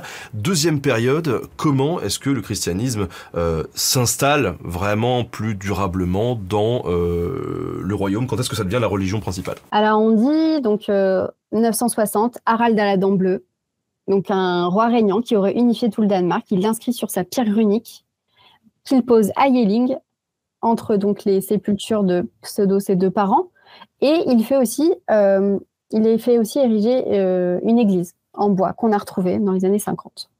Donc on a ce site-là qui est le premier à nous annoncer qu'un roi du Danemark a réussi à unifier, a réussi à convertir, et qu'il aurait converti tous les Danois. Alors après, ça ne nous dit pas grand-chose. C'est-à-dire, comment il a converti tous les Danois? Est-ce que c'était déjà fait ou est-ce que c'est en cours? Est-ce que c'est lui qui l'a lancé ou est-ce que c'est son père, mais qui n'aurait pas laissé de traces? Là, d'ailleurs, je conseille le livre de Lucie Malbos. Elle nous a fait une biographie d'Harald à la dent bleue, fantastique. Et elle peut parler du coup de ces questions de est-ce que son père n'a pas mis en avant déjà des premières choses. Gorm, l'ancien. Et donc voilà, comment il a fait, on ne sait pas. Est-ce que c'est par la force? Est-ce qu'en fait, c'est peut-être juste de l'affichage politique et qu'en fait, on est encore sur un processus qui est encore bien long, pardon. D'autant qu'on est en 960 quand il écrit ça sur sa pierre, mais encore 100 ans après, on a encore des nécropoles dites païennes. Donc on sent qu'il n'y a pas eu un quadrillage de l'église. Enfin, c'est pas possible. Les gens sont encore en fait très lâchés. C'est encore très lâche en fait comme christianisation. Donc c'est du politique là quand il le dit. C'est que probablement il a converti les élites autour de lui, ses fidèles, son armée. Mais de là à avoir converti tout le monde, ça on peut le mesurer. Mais en revanche, ce qu'on signale bien, c'est que c'est très politique. C'est-à-dire qu'avant, on était sur plein de chefs qui se battaient pour le pouvoir et c'était pas choquant parce qu'en fait, quand on voit les mythes, on sent que ils se battent aussi les dieux entre eux pour obtenir un petit peu le prestige ou le devant de la scène. Et en fait, quand ils se rendent compte, les Scandinaves, quand ils voient Louis le Pieux, Charlemagne, ou les grands rois anglo-saxons, ou même l'empereur de Byzance, ils se disent « Ah ouais, en fait, ça marche bien, un dieu, un roi ». C'est-à-dire qu'il n'y a qu'un seul gars qui peut être l'intermédiaire entre Dieu et les hommes. Donc, stratégiquement, se convertir en tout cas à un monothéisme, c'est pratique. Et c'est exactement ce qui s'est passé pour Clovis aussi à l'Antiquité tardive. Vraiment, on est sur... Alors, je ne dis pas en revanche qu'il ne croyait pas. Ça, au fond, on ne pourra jamais savoir. Si les rois se convertissent, Clovis ou Harald, on ne saura jamais vraiment si profondément il y croyait. De toute façon, c'est presque pas le but. Mais en tout cas, il montre son affichage politique clair. C'est clair. Et ça, on le sait uniquement via cette pierre ou est-ce qu'il y a d'autres sources qui nous le disent? Alors, en 960, on a cette pierre et cette église. Et après, on a... c'est absolument pas mentionné dans les textes contemporains des Latins. Donc, est-ce que les Latins n'ont pas conscience de l'événement qui est en train de se tramer? Ou alors, ils ne veulent pas en parler en disant « Oh non, mais attends, c'est nous qui devons convertir. On ne veut pas qu'il y ait un roi local qui s'occupe du travail missionnaire. » Ça serait dire qu'il ne sert à rien, finalement. Donc, il y a peut-être ça. Mais en tout cas, le moment où ça revient dans l'histoire écrite Harald à la dent bleue, c'était en 1070 avec Adam de Brême. Donc, on sent qu'il y a un gap de 100 ans sans question d'Harald. Je dirais même une bêtise, je crois même qu'en fait, non, c'est encore pire que ça. On nous parle d'Harald à la dent bleue, mais qu'il aurait été converti par la force par les Germaniques. Donc, il y a ça, en fait. Il y a eu une bataille. Donc, ça voudrait dire qu'en fait, on nie totalement le fait que ce soit lui qui ait géré tout seul la conversion de son pays. Et on dit que c'est grâce à nous, grâce aux empereurs. Alors, c'est plus les Carolingiens à cette époque-là, c'est les Ottoniens. Mais il y a ça. Mais sauf qu'il ne dit pas nécessairement qu'il a converti tout le monde. Et ensuite, Adam de Brême, en 1070, nous dit que Harald est le premier à avoir converti le Danemark, est le premier à construire les églises et à avoir implanté le christianisme. Mais c'est très vague parce que ça devient un souvenir. 100 ans après, c'est un souvenir. D'autant qu'on n'a pas des archives écrites locales. C'est notre seule attestation et c'est notre seul chef, quoi. Ça se trouve, il y en avait d'autres qui sont convertis au christianisme. On le voit dans les tombes, mais on ne sait pas si c'était des chefs régnants. Mais donc, une fois qu'il se convertit, on n'a pas de source éventuelle qui nous renseignerait sur une évolution de la législation, par exemple, ou sur pourquoi pas une période de transition qui aurait pu être mise en place pour laisser le temps aux gens de s'adapter, ou non? Non, rien du tout. C'est vraiment curieux, énormément, puisque les premiers textes, je veux dire vraiment locaux, écrits par des Danois, apparaissent en 1015, donc on est 50 ans après Harald la Dent Bleue. Ils n'évoquent pas comment ça s'est passé.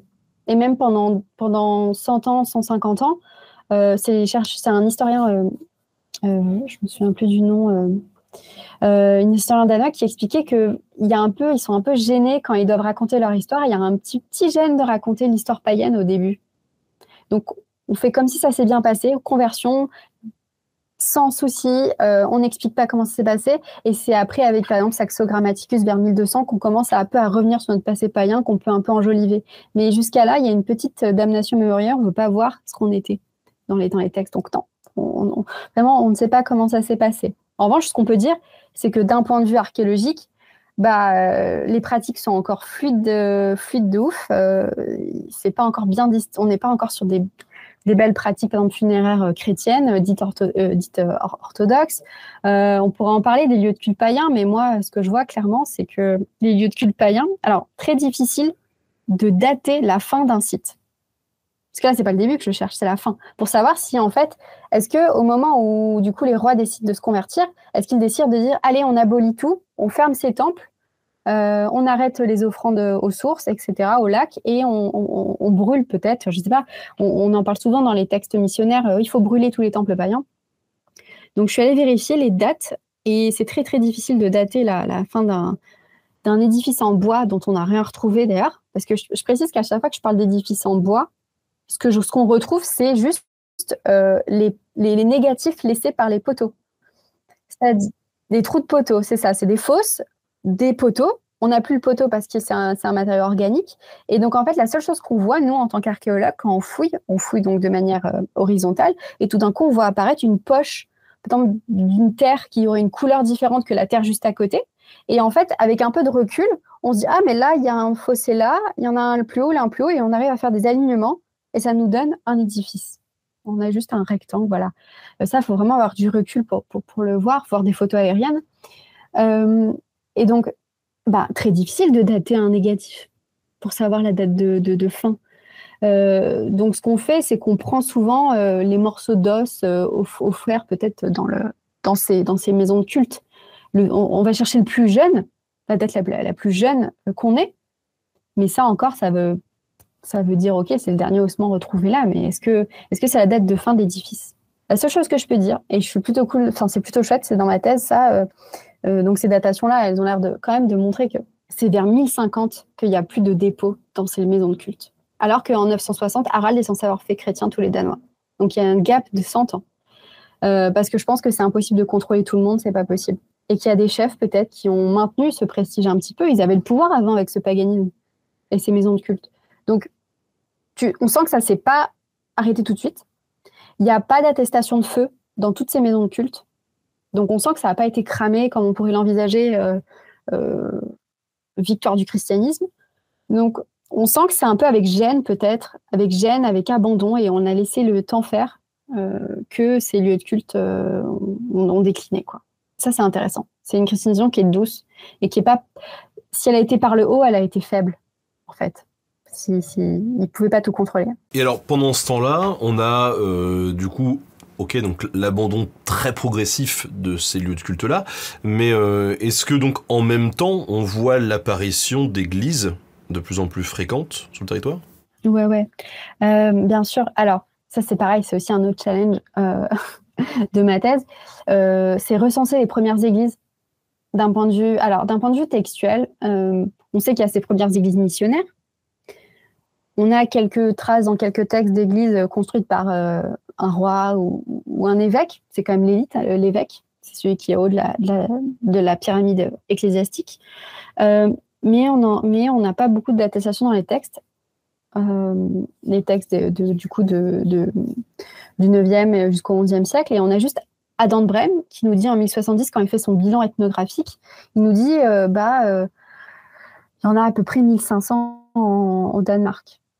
On ne sait pas d'où sortent ces chiffres, on ne sait pas comment il a fait, sachant qu'Adam de Brême n'est pas allé sur le terrain. C'est un missionnaire, mais c'est un écrivain de salon, quoi. Et donc, c'est pas qu'ils sont faux, ces chiffres, c'est qu'on n'a pas les textes qui nous en ont parlé. Et surtout, archéologiquement, il y a un gros souci avec les églises, c'est que c'est des églises en bois. Et elles ne sont pas toutes conservées. On a un gros biais, et moi, mon boulot, là, dans ma thèse, c'était de faire un inventaire de ces églises, surtout les plus anciennes, parce qu'on a envie de savoir comment ça se passait au début. Parce que si c'est pas juste Harald qui convertit, si c'est un travail un peu d'équipe, si c'est très régional, il faut qu'on trouve les autres églises qu'à Yelling, justement. Alors, le premier boulot, déjà, ça a été trouvé, pour moi, les églises des missionnaires, en Cher, qui a construit à Birka et Deby et Ribbe. 0 attestation de ces églises. On les a pas trouvées. Alors que pourtant, ces sites-là, portuaires, ont été fouillés de fond en comble. Mais il y a vrai souci. Et donc, moi, je me pose même la question si, quand il nous dit qu'il a construit, il a fabriqué, dans les textes latins, c'est fabriqué, ce qui est assez rare comme mot, qu'il a dit qu'il a fabriqué des églises, on peut vraiment s'interroger sur la forme. Peut-être qu'en fait, on cherche des églises dans la forme canonique qu'on a, nous, en Occident, mais en fait, pourquoi pas un édifice, une maison, un édifice carré, une cabane, une maison, une tente, même. Des fois, dans les textes, on a ça quand on est en mission quelque part, qu'on est itinérant. Ce qui compte, en fait, c'est un prêtre, un lieu fermé et un autel portatif, c'est-à-dire quelque chose qui possède des reliques de saints. Donc, finalement, une église, ça peut être tout. Et c'est peut-être pour ça qu'on ne retrouve pas les premières églises des missionnaires. La première église qu'on retrouve archéologiquement, c'est celle de Harald. C'est quand même fou, c'est-à-dire qu'il y a des missionnaires depuis 700 et la première église en bois qu'on retrouve, c'est 960. Alors, évidemment, dans mon corpus, ça s'augmente. Pour le XIe siècle, on en a de plus en plus. Au final, j'en compte bien 35 dans tout le Danemark. Alors, il y en a des fois, c'est-à-dire que j'en compte 35, mais il y a plein de petits... Nous, ce qu'on fait en archéo, c'est des indices de fiabilité. Il y en a, on est sûr, parce qu'on a vraiment tous les alignements, on voit même un chœur, on voit même des sépultures qui sont contemporaines, donc on sent qu'il y avait un cimetière. Donc voilà, on sait que c'est une église. Mais des fois, on a 3 trous de poteaux qui se battent en duel, et on se dit, est-ce que c'est une église, ça? Ou est-ce que c'est pas une maison? Ou parfois même une cabane d'artisanat. Enfin, vraiment, en fait, il faut croiser les critères d'identification, donc les sépultures, ça aide, pour essayer d'identifier une église. Et des fois, c'est pas évident du tout, parce qu'on est face à du bois et que, malheureusement, pas comme des édifices en pierre, on peut pas... On n'a pas l'élévation. Mais ce que je peux dire, c'est qu'au XIe siècle, ok, donc il y a des églises, elles ont l'air d'être réparties dans des zones habitées, ça c'est sûr. On est auprès de la population. Probablement qu'on est sur des zones qui sont, pour certaines, élitaires. On sent qu'il y a des fermes autour, des fermes de chefs. Donc probablement que les chefs, quand ils ont commencé à se convertir, comme Harald, ils ont probablement décidé d'avoir leur lieu de culte privé. Il y avait exactement la même chose aussi en Gaule, hein, les églises privées, ce qui ne veut pas dire nécessairement qu'elles étaient fermées à la population environnante. On peut peut-être envisager que le chef de ce lieu, il avait bien du coup des paysans qui travaillaient pour lui, etc. Donc pourquoi pas ouvrir aussi ses messes à sa famille, mais au sens très large, quoi. Mais alors, est-ce qu'on peut imaginer que du coup, le bâtiment église devienne aussi un lieu de prestige et que du coup, il y a un peu une foire à l'échalote en disant, moi j'ai une église qui est plus grosse et plus belle que mon voisin, donc c'est que je suis plus puissant. Carrément. Alors, alors, je suis encore en train de comparer toutes les tailles de nos premières églises là du 10e ou 11e siècle, celles en bois, mais elles ont l'air quand même assez standardisées. Et donc, c'est pas tant montrer j'ai la plus grande, etc., que montrer je suis capable de payer une église. C'est la première étape à cette époque-là, à un moment où on est encore païen. Donc, c'est genre, je suis capable de bâtir une église. Donc, déjà, moi et Dieu, on s'est déjà mis d'accord sur le fait que j'allais au paradis. En plus de ça, je vous amène le salut parce que c'est chez moi que vous pouvez faire même la messe. Donc, on est là sur cette partie-là. En revanche, à partir du milieu du XIe siècle, fin XIe siècle jusqu'au XIIIe siècle, quand on commence à passer à des églises en pierre et que là, ça y est, tout le monde est christianisé, tout le monde est converti, et que l'église, elle est bien en place en tant qu'institution, là, en effet, c'est plus une question de différence entre païens et chrétiens, là, c'est entre les deux élites chrétiennes. Et en effet, là, il y en a des églises en pierre, donc, qui sont d'architecture romane, qui peuvent être avec des nefs gigantesques, avec des tours. On met des tours qui ne servent pas à grand-chose, elles ne servent pas aux cloches. Hein. C'est juste des tours pour monumentaliser le paysage, pour mettre de la verticalité. C'est eux qui touchent le ciel, quoi. C'est pas la populace. Et donc là, oui, il y a de la compétition, d'autant que au-delà d'être un facteur visuel, enfin d'être un marqueur visuel du paysage, ça ancre aussi. Ça dit ça, c'est ma terre. Là, mon territoire, là, en fait, les élites vont aller édifier des églises là où ils sont maîtres des terres. Donc, ça permet de cartographier. On n'a pas de frontières à cette époque-là, mais en revanche, on a ces églises qui permettent de montrer, là, c'est mon territoire. Donc, en effet, on est sur du prestige de l'élite qui passe par ce rapprochement avec Dieu, par ces églises. Et puis, souvent, beaucoup de fresques aussi du romaine sur ces églises-là qui peuvent représenter donc, c'est ça qui est intéressant. Là, en revanche, on a l'élite qui est représentée à genoux devant le Christ et qui donne en miniature son église. Donc, on a une sorte d'inception dans la fresque. Et donc, le fondateur se met en avant. Hein, et pour que toujours, on voit bien que ça soit lui. C'est lui qui a fondé cette église. Dans l'histoire de la chrétienté, on peut voir qu'en fonction des localisations un petit peu partout dans le monde, il y a plusieurs versions de cette chrétienté-là qui est toujours orientée par les traditions locales qu'il y avait là avant. Ça a été le cas là aussi dans le Nord et particulièrement au Danemark, c'est-à-dire qu'il y a une spécificité au christianisme qui se développe là-bas. Bon, déjà, évidemment, il y a la question des 3 premiers siècles où c'est très fluide et donc du coup, on est sur une sorte de... On va utiliser le terme syncrétisme, même si beaucoup de chercheurs le débattent encore, ce terme. Mais donc, quand même, faut quand même se dire qu'on est sur un christianisme qui est nordique et qui, à la base, donc, avait beaucoup de correspondance avec ce qu'il y avait précédemment.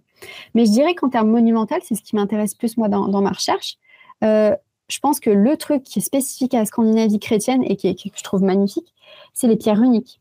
C'est-à-dire, les pierres uniques, donc, ce sont ces stèles commémoratives de défunts, mais qui ne sont pas des marqueurs de tombe. C'est-à-dire que la tombe peut être quelque part et la stèle, le marqueur, à des kilomètres.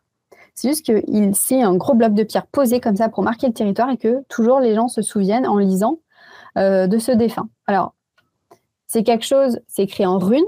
La langue, c'est le norrois, mais l'alphabet et la rune, c'est quelque chose qui était déjà là, du coup, à l'âge du fer. Hein. C'est pas quelque chose qui est propre aux chrétiens. C'est, par exemple, on écrit, par exemple, en rune, machin est mort est mort en mer. Sa mère lui a fait graver ces runes et voilà. Que parfois, il y a des invocations à tort. C'est Thor qui est le plus souvent mentionné dans ces invocations, mais voilà, souvent, en tout cas, il y a ces pierres païennes, et en fait, avec la christianisation, on va garder en fait ce système de commémoration qui est pas du tout commun au monde médiéval. On va garder ce système de commémoration donc, qui est bien éloigné de la tombe, parce que souvent, ce qu'on fait, c'est qu'on fait une prière sur la tombe quand on est chrétien.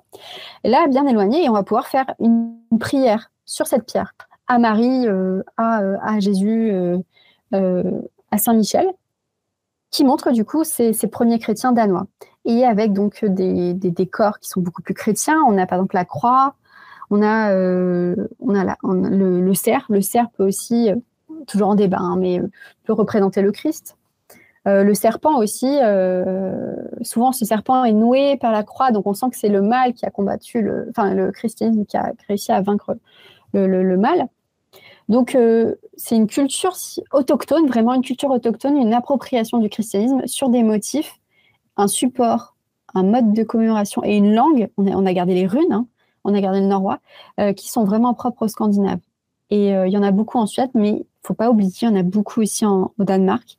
Et j'essaie un peu de les réhabiliter dans ma thèse. Et est-ce qu'il y a des valeurs liées aux dieux chrétiens qui se seraient transposées peut-être chez des divinités païennes? Alors c'est un peu comme ça là que je sors de manière très philosophique, mais on pourrait pas se dire aussi que de toute façon toutes les religions partent du fond commun indo-européen. Donc en fait, souvent il y a les mêmes caractéristiques qui reviennent dans les divinités, etc. Donc c'est vrai que ça, pour le coup, ces religions, elles reprennent toujours les mêmes valeurs. C'est ça que je veux dire en fait. Mais alors, ce qu'on peut peut-être avancer, c'est que c'est pas tant Jésus. Alors Jésus, il a été montré en Jésus triomphant, parce que c'est vrai que par exemple à la fin du Moyen Âge en Occident, on peut peut-être et même déjà au XIe siècle, on peut déjà voir le Jésus souffrant. Enfin, je ne sais pas si vous voyez, en fait, apparaît tout un tas de représentations du Christ en souffrance à partir du XIe, XIIe siècle, si je ne me trompe pas, auprès de mes collègues, parce que c'est montrer son sacrifice. Mais dans le monde du Nord, on reste sur le Jésus triomphant, encore en or, qui n'est pas du tout sur la croix. C'est vraiment le Dieu puissant. Et je pense qu'on peut peut-être s'interroger, c'est peut-être, ils avaient peut-être besoin d'avoir un Dieu puissant qu'un Dieu qui se fait clouer sur une croix, un Dieu en souffrance. Voilà, ils voulaient le Dieu super puissant, qui peut-être pourrait être du coup en fait un concentré de ce que pourrait être Thor, Odin, Frey si on les fusionnait, quoi. Donc là, une sorte de Jésus d'or, un Jésus vraiment brillant. Et surtout, je pense que ce qui est assez pratique, c'est le culte des saints. Ça a dû faciliter la tâche. Le fait d'avoir plusieurs saints avec un peu des fonctions, par exemple le Saint Clément, c'est pour les marins, c'est super pratique pour substituer cette croyance qu'avaient les marins en Thor. Et puis pareil pour Freya avec la Vierge Marie, c'est l'enfance, c'est la fertilité. Enfin pas la fertilité, mais c'est la mère, le rôle de la mère. Donc pour le coup, ça pouvait fonctionner. Mais on peut quand même nuancer le propos, c'est que même si au début, avec ces pierres runiques notamment, il y avait une sorte de christianisme nordique, il s'occidentalise énormément au XIIe siècle. On est quand même sur des canons standardisés. Ce qu'on veut, en fait, les chefs, les rois, à ce moment-là, danois, et les élites veulent ressembler aux autres élites de l'Occident. Ils veulent montrer qu'ils font partie du game, du concert des proto-nations européennes. Donc, on imite quand même pas mal les autres, d'autant que parallèlement, il y a quand même cette histoire de réforme grégorienne. Je ne sais pas si ça parle le coup aux friands du Moyen-Âge, mais au XIe, XIIe siècle, on a quand même le pape de Rome qui commence à se lancer en se disant bon, bah, c'est moi qui vais ordonner toute l'Église, la chrétienté. J'en ai marre que ce soit des micro-chrétientés qui sont un peu avec des règles de culte différentes. Donc, c'est moi qui vais les gérer depuis Rome. Et à ce moment-là, bah, il y a une homogénéisation de l'Europe. C'est évident. Et bah, le Danemark, il a envie de se faire beau, de se montrer aussi. Il va avoir des contacts avec le pape au XIe, XIIe siècle pour montrer, bah, regardez, nous, on est chrétiens, maintenant, on veut faire partie des grands. Mais alors, si on imite, est-ce que du coup, on se met à justifier des guerres au nom de la chrétienté? Eh ben absolument. Et ben d'ailleurs, justement, quand le pape Urbain II, en 1085, à Clermont, fait l'appel à la croisade du côté plutôt, on va dire, de la Méditerranée, et ben en fait, là-haut, ils vont faire la croisade du Nord. C'est-à-dire qu'à partir du moment où on ne peut plus taper sur les collègues, sur les voisins chrétiens parce qu'on est chrétien, et que le pape, d'ailleurs, demandait aux Danois de ne plus piller, ne plus faire de raids vikings. C'est comme ça que le phénomène viking s'arrête. Hein. C'est avec la christianisation. À partir du moment où donc, le pape demande ça, bah, on est obligé de se tourner vers les non-chrétiens, les autres. Et les Danois, eux, avaient en face d'eux des pirates, les Wand, les Vandes, des Slaves, plutôt des pays d'Europe du Nord, des pays de l'Est. Ils se tournent vers eux à partir de la fin du XIe siècle et surtout au XIIe siècle. Et ça y est, ils se sont lancés dans une croisade du Nord. Alors, le but, en fait, dans les textes, on a Saxo Grammaticus qui écrit vers 1200 une geste des Danois et qui veut évidemment glorifier la monarchie chrétienne danoise qui est naissante. Donc, il dit que c'est pour des raisons religieuses, c'est pour convertir les païens parce que on s'est convertis, donc maintenant, notre rôle, c'est d'aller plus loin. On pratique certainement on voulait pacifier les côtes danoises qui n'arrêtaient pas de se faire piller par les Vandes. Deux, ça permet de lever un tribut, donc c'est aussi intéressant d'amasser de l'argent. Et surtout de gratter du territoire aussi vers la mer de la Baltique qui commençait à prendre économiquement une importance particulière. Donc en fait, par exemple, il y a Valdemar le Grand, c'est un roi danois donc, du XIIe siècle qui part avec son évêque, Absalon, et qui va attaquer Arkona, c'est la grande cité, et qui détruit le temple païen des Wand, et il prend le territoire. C'est l'île de Rügen actuelle, c'est vraiment la pointe de l'Allemagne. Et voilà, donc il a réussi à s'implanter en Baltique. C'était économique, c'était politique, c'était religieux.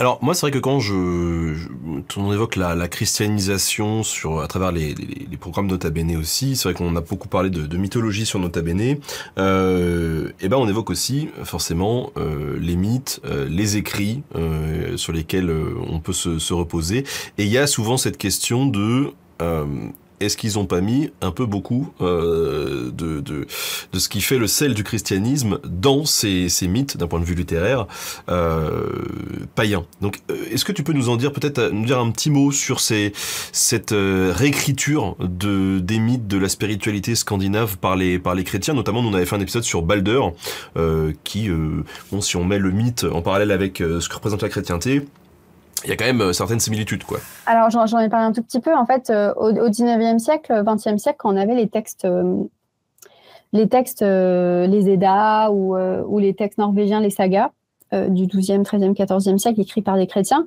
on était vraiment dans le rejet, dans l'hypercriticisme, dans le rejet. On ne voulait pas voir ces textes comme des héritages de la culture païenne, que c'était vraiment que de la réécriture. On revient dessus, du coup, en effet, grâce à l'archéologie. Finalement, il y avait pas mal de choses vraies, mais difficile de savoir, du coup, ce qui est de la réutilisation du christianisme dans l'explication des mythes vikings d'un point de vue littéraire, de ce qu'était le front commun indo-européen. Parce qu'en fait, dans tous les cas, on pourrait dire que le panthéon viking nordique peut se rapprocher de ce qu'on pourrait trouver aussi dans le monde antique. Il y a de toute façon un fond commun. En revanche, ce qu'on peut peut-être signaler, c'est que oui, probablement que justement ce fond commun a permis de faciliter la transition. Et notamment, si je me souviens bien, alors là, c'est nous malheureusement au Danemark, on n'a pas conservé en élévation nos églises. Mais on peut quand même se tourner vers les églises de Norvège, splendides, qui sont encore debout et qui datent alors du XIIe siècle, XIe siècle dans leur origine, mais visuellement, on est sur du XIIIe siècle, ça a été reconstruit. Toutes les sculptures qu'on a fantastiques avec des serpents, il y a des serpents, des cerfs qui représenteraient le Christ qui se bat contre le mal. On a aussi, par exemple, l'archange Saint-Michel qui se bat contre le Léviathan, ça c'est dans la Bible, mais que beaucoup de chercheurs aimeraient aussi voir comme une sorte de polysémie, c'est-à-dire qu'on a envie de voir un peu des deux, c'est-à-dire que ça pourrait parler à des personnes païenne et aussi chrétienne, ça serait aussi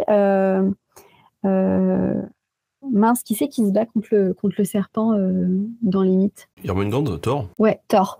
Donc voilà, ça serait en fait une sorte de correspondance entre Thor et Saint-Michel. Alors, est-ce que c'est nous qui imposons ça parce qu'on a envie de chercher des correspondances, ou est-ce que eux ils le voyaient tel quel? Ça c'est une vraie question, et pour le coup on n'a pas de texte qui nous évoque leur ressenti là-dessus. Donc dans tes recherches, tu t'intéresses justement à cette christianisation sous un angle un peu particulier, celui de l'évolution finalement du paysage avec le christianisme. Tu peux nous en parler un petit peu? En plus de faire de l'archéo et de l'histoire, j'aime bien aussi la géographie. C'est quelque chose qui me passionne assez, c'est-à-dire comment les hommes traversent, pratiquent, contrôlent leur espace, comment aussi en des lieux on peut y mettre ce qu'on veut, c'est-à-dire des émotions positives ou des émotions négatives, ou mettre du sacré et du profane. Enfin, quand on y pense, l'église, c'est juste un bâtiment. C'est juste un bâtiment, et pourtant, on en fait quelque chose. Donc voilà, cette notion de paysage, le paysage en géographie depuis les années 90, c'est l'espace qu'on voit à partir d'un individu qui a ses propres émotions, etc., et ses propres connaissances des espaces. Donc, par exemple, un paysage danois à l'âge viking ne sera pas perçu de la même manière par un missionnaire qui débarque et qui voit ces choses bizarres, ces temples, ces offrandes, ces idoles en bois, il ne comprend pas ce que c'est, qu'un local. Pour lui, ce sera un paysage, c'est sa maison, c'est quelque chose de réconfortant, voilà, c'est sa culture. Donc voilà, la notion de paysage, c'est un peu ça. Et c'est aussi, donc, du coup, reconstituer aussi toute la dimension matérielle de l'espace qui, parfois, est un peu oubliée par les historiens. Tout ce qui se passe, tous les événements qu'on peut lire dans les textes se sont faits en des lieux, avec des architectures, des connexions, des cours d'eau, des machins. Et donc, en fait, faut incorporer un petit peu nos médiévaux ou nos Scandinaves dans ce truc-là. Et donc, par exemple, typiquement, pour donner un cas très concret, je m'intéresse, vu qu'on n'a pas dans les textes, pour la troisième période, qui est la période de la christianisation finale, avec des églises partout dans le territoire qui se mettent en place, on ne sait pas comment les gens le vivaient. Le commun. Moi, je m'intéresse beaucoup aussi au commun, pas qu'aux élites. Et ben, en fait, ce que j'ai fait, c'est que je suis allée, donc j'ai mes différents points sur une carte. On appelle ça un SIG, un système d'information géographique, c'est-à-dire vraiment une cartographie numérique. On peut mettre plein de données dessus. Et je suis allée, donc du coup, j'ai mes différents points sur une carte qui sont mes églises paroissiales. Paroisse, c'est censé être le lieu où on va régulièrement à la messe, où on se fait baptiser. Au XIIe, XIIIe siècle, c'est acquis, hein, tout le monde doit y aller. Je suis allée mesurer en reconstituant des routes historiques avec des cartes anciennes. J'ai vraiment essayé de faire un travail de compilation pour reconstituer le paysage. J'ai essayé de calculer le nombre de minutes que passe quelqu'un pour aller de chez lui, d'un habitat, à l'église, sachant qu'il faut que ça soit court parce qu'il ne peut pas y aller tout le temps sinon. Et donc, j'ai vu qu'au Danemark, il y a un système qu'on dit paroissial, un maillage qui fonctionne super bien en 45 minutes. En fait, en 45 minutes, on est d'une église à une autre. Donc, c'est-à-dire que l'église était vraiment au cœur du tissu vécu, que les habitants avaient accès à l'église et qu'il n'y avait pas de souci. Il n'y avait pas d'abandon de ce service, parce que c'est un service au final.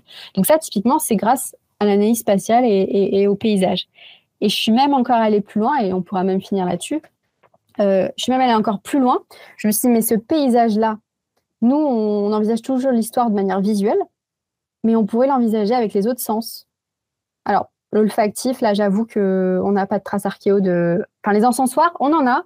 On a quelques vestiges qu'on peut analyser archéologiquement pour voir quel encens a été utilisé, mais surtout, moi, c'est les cloches au Danemark du XIIe siècle. Elles ont été conservées en grande partie, contrairement en France où on a tout fondu. Donc, je suis montée avec un ingénieur du son. On les a fait sonner. Elles sont encore dans les cloches, dans les églises aujourd'hui. On les a fait sonner. On a à l'ancienne, vraiment tiré comme ça à la corde. On est allé donc enregistrer leur volume, leur fréquence, donc à peu près la note qu'elles font. Et j'ai mis ça sur ma carte de mes routes, de mes habitats, de mes églises, ce qui me permet de voir qu'en fait, chaque église a son territoire de domination sonore pour appeler tout le monde à la prière. La cloche, ça sert à ça, franchement. Donc, on sent que, vous pouvez imaginer que ça sonnait tout le temps, constamment, des sonneries 10 fois par jour. Ça a aussi aidé la population, s'il y avait les pirates Vandes qui apparaissent, de dire, OK, on sonne l'alerte, voilà. Donc, ce paysage chrétien, il est aussi sonore, et ça, c'est quelque chose les païens n'utilisaient pas le son dans leur culte. Ça, c'est quelque chose qui était indiqué dans les textes missionnaires. Ils avaient horreur de la cloche. Je ne sais pas pourquoi. Mais donc, il y a des choses qui changent, quoi. Et c'est bien d'avoir Je pense que j'aurais jamais pensé à tout ça si j'avais pas fait une étude du paysage. Et la christianisation, elle a eu d'autres impacts sur le paysage danois ? Alors, la première chose, c'est en fait, on dit souvent que les païens, ils font des offrandes aux sources d'eau. C'est ce qui aujourd'hui, nous, on fait toujours on jette une petite monnaie à la fontaine. Même en Gaule, on disait oui, les sanctuaires gallo-romains aux eaux ont été convertis, on y a mis un saint dessus, on a mis une croix, bam, et du coup c'est la source à Sainte Marie ou Saint qui vous voulez. Et on a eu l'impression que c'était la même chose au Danemark, parce qu'il y a énormément au Danemark de kildes, de sources au sein. Il y en a moult et variés. Et je suis allée vérifier archéologiquement si certaines ont été fouillées, s'il y a bien des dépôts païens avant la christianisation de ces sources. Et pour le moment, il n'y en a aucune qui atteste d'un dépôt de l'âge viking païen. Et les premiers dépôts sont des dépôts monétaires chrétiens de l'an 1000. Donc là, je suis peut-être il faudrait ouvrir plus de sources, et ça sera un de mes projets de fouille, ouvrir plus de sources au Danemark, sources d'eau, j'entends, pour vérifier. Mais je crois qu'en fait, les Scandinaves ne déposaient pas du tout dans ce genre de choses. Et donc, en fait, c'est carrément les chrétiens qui auraient inventé ce culte aux os qu'ils font passer pour du paganisme. Donc ça, c'est génial. Moi, débunker ça, j'adore. Donc ça, ce serait un autre marqueur dans le paysage, c'est-à-dire qu'on n'est pas que sur des lieux de culte, mais les chrétiens, ils ont aussi plein de petits lieux de culte. Et on a toujours l'image de l'église qui polarise tout, mais il y a aussi la petite croix de bois au détour du carrefour, il y a aussi la source d'eau où on met la petite offrande. Enfin, les superstitions perdurent, en fait. En tout cas, si ça se concrétise, tout le monde sera témoin, tu l'auras dit ici en premier. Voilà, mais on pourra faire un live fouille, si vous voulez, au Danemark. Non, et puis après, il y a toute la question de, une fois qu'on est chrétien, faut quand même ouvrir la porte au pèlerinage. Hein. Ça, c'est un truc, c'est super important. C'est pas quelque chose qui se faisait dans le paganisme. En tout cas, on n'en a pas conscience. Mais c'est du coup rejoindre les lieux les plus saints, où il y a les reliques les plus saintes, donc souvent les reliques du début du christianisme, pour pouvoir avoir cette intercession, être protégé par ce saint. Parce qu'au Danemark, il n'y a aucun saint. Ils ont dû en créer comme ça, ex nihilo, parce qu'il n'y a eu ni martyrs, ni saints locaux avant le 11e, 12e siècle, 13e siècle même. Donc, ils ont dû en créer plein, parce qu'il en faut pour les églises en plus, des reliques, ça c'est clair. Une église sans reliques, qu'est-ce que c'est ? Donc, du coup, nombreux sont partis aller acheter des évêques, des rois. Ils sont partis acheter des reliques, ils sont partis à Rome, à Jérusalem pour récupérer un peu de sacralité pour en mettre au Danemark qui en manquait. Et alors, j'ai une histoire de fou, je vais finir dessus. Celui-ci, elle est collector parce que j'ai même des difficultés. Je crois que j'ai une attestation de téléportation dans un de mes textes latins qui n'a pas été traduite. Mais donc, du coup, on a un petit moine, André de Slagelse, c'est au Danemark, qui part avec ses compagnons donc en pèlerinage à Jérusalem. Il s'endort au Mont des Oliviers, voilà, au soleil. Et en fait, il se réveille. Il se réveille, il se retrouve chez lui. Et il sait que c'est le même moment parce que a sonné la cloche pour Pâques à Jérusalem et aussi sonné la cloche pour Pâques à Slagelse. Donc en fait, comme ça, en un sommeil, il s'est retrouvé à Slagelse. On ne comprend pas. Il se rendort une autre fois et là, il arrive à Saint-Jacques-de-Compostelle, un autre lieu de pèlerinage en pleine Espagne. 3e jour, il s'endort et là, il se retrouve à Nidaros, c'est un lieu de pèlerinage en Norvège. Donc voilà, il a fait en fait, et ce qui est assez intéressant, c'est qu'avec ce rêve ou cette téléportation, enfin, c'est fait par Dieu, hein, mais qu'est-ce qu'il a fumé avant de décrire ça, je ne sais pas. Mais sa cartographie, en fait, l'intégration totale du Danemark dans cette chrétienté, il était à Jérusalem, en Espagne, en Norvège et au Danemark, juste voilà, par la pensée ou par la téléportation, j'en sais rien, mais voilà, c'est des histoires un peu rigolotes qu'on peut trouver quand on fait des textes latins. C'est chouette. Quelques questions un petit peu du public, on va les prendre pendant 10-15 minutes. On nous demande si tous les Vikings ou tous les Danois sont devenus chrétiens. Est-ce qu'il n'y a pas eu quand même des foyers de résistance voilà. Alors les Vikings, de toute façon, c'est ceux qui partent en mer. Et donc, eux, la plupart du temps, ça, on peut bien préciser, il y a une adhésion beaucoup plus rapide au christianisme quand ils font sur place. Pour s'intégrer, automatiquement, ils se convertissent, que ce soit en Angleterre ou au Roland de Normandie, typiquement. Donc ça, c'est une stratégie aussi de survie. Ça, c'est intéressant. Mais alors, le problème, nous, c'est qu'on n'a pas les sources de ces individus danois, scandinaves en général. On ne peut pas savoir s'il y avait des résistants. En tout cas, ils ne sont pas indiqués dans les sources. Pas indiqué dans les sources. Les sources signalent que ça s'est très bien passé, que c'était linéaire, que c'était dès le début. Harald a réussi à convertir tout le monde. Donc évidemment, on ne va pas dire qu'il y a eu des problèmes, hein, puisqu'on est là pour honorer la royauté. En revanche, ce qu'on peut dire, c'est que jusqu'au XIe siècle, donc vraiment encore 100 ans après Harald, on a encore des pratiques un peu on va dire, pas orthodoxes dans le christianisme, dans le mode funéraire. On a ces lieux de culte qui sont encore en élévation.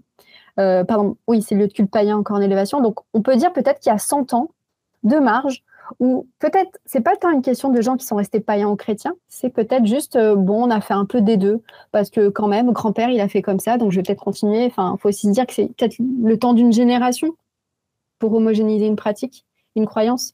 Mais en tout cas, non, on n'a pas d'attestation dans les textes de bastion païen. Hormis les cloches, qu'est-ce qu'il nous reste d'autre comme objet qui date du début de la chrétienté ? J'ai parlé donc les missionnaires qui pouvaient finalement faire des églises partout. On prend une tente et ce qui compte, c'est ces tables d'autel.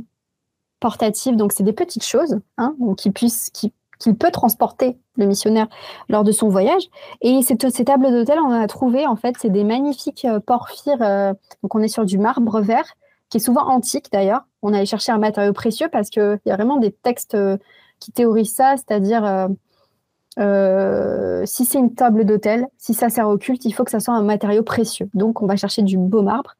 Donc, ce sont des petites tables de porphyre vert et on en a retrouvé des fragments dans les grands lieux de portuaires, donc là où il y a eu les missions justement, et qui datent même de l'époque où il y a Saint-Ancher à Edeby, à Ribes, donc pourquoi pas, même à Birka aussi, pourquoi pas donc qu'on ait retrouvé ces tables d'hôtel. Et savoir si dedans il y avait une relique ou pas, bah, en tout cas elle a disparu, donc peut-être qu'il a cassé sa table d'hôtel à un moment donné, il a récupéré sa relique et puis bah, elle sert plus à rien, donc la table, donc il l'a achetée. Ça, c'est quelque chose qu'on retrouve et je suis en train d'émettre des hypothèses, en effet, sur cet usage de ces hôtels dans n'importe... En fait, du coup, il lui suffirait de n'importe quel espace pour en faire une église. Ouais.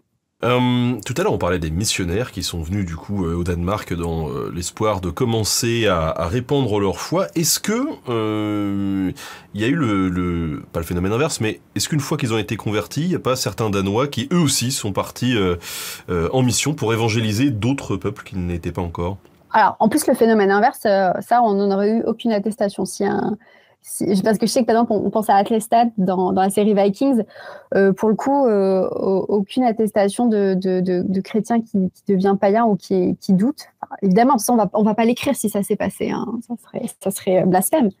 Mais oui, bah déjà, il y a les petits jeunes, les enfants qui ont été pris tôt, qui sont éduqués. Et en fait, dans un texte 100 ans après, on a des mentions de missionnaires qui parlent la langue danoise et qui sont des locaux. Donc, on sent qu'en fait, ce sont ces petits garçons qu'on retrouve presque et qui sont revenus au Danemark pour évangéliser. Et ils sont d'ailleurs bien mieux accueillis parce qu'ils font encore partie des leurs.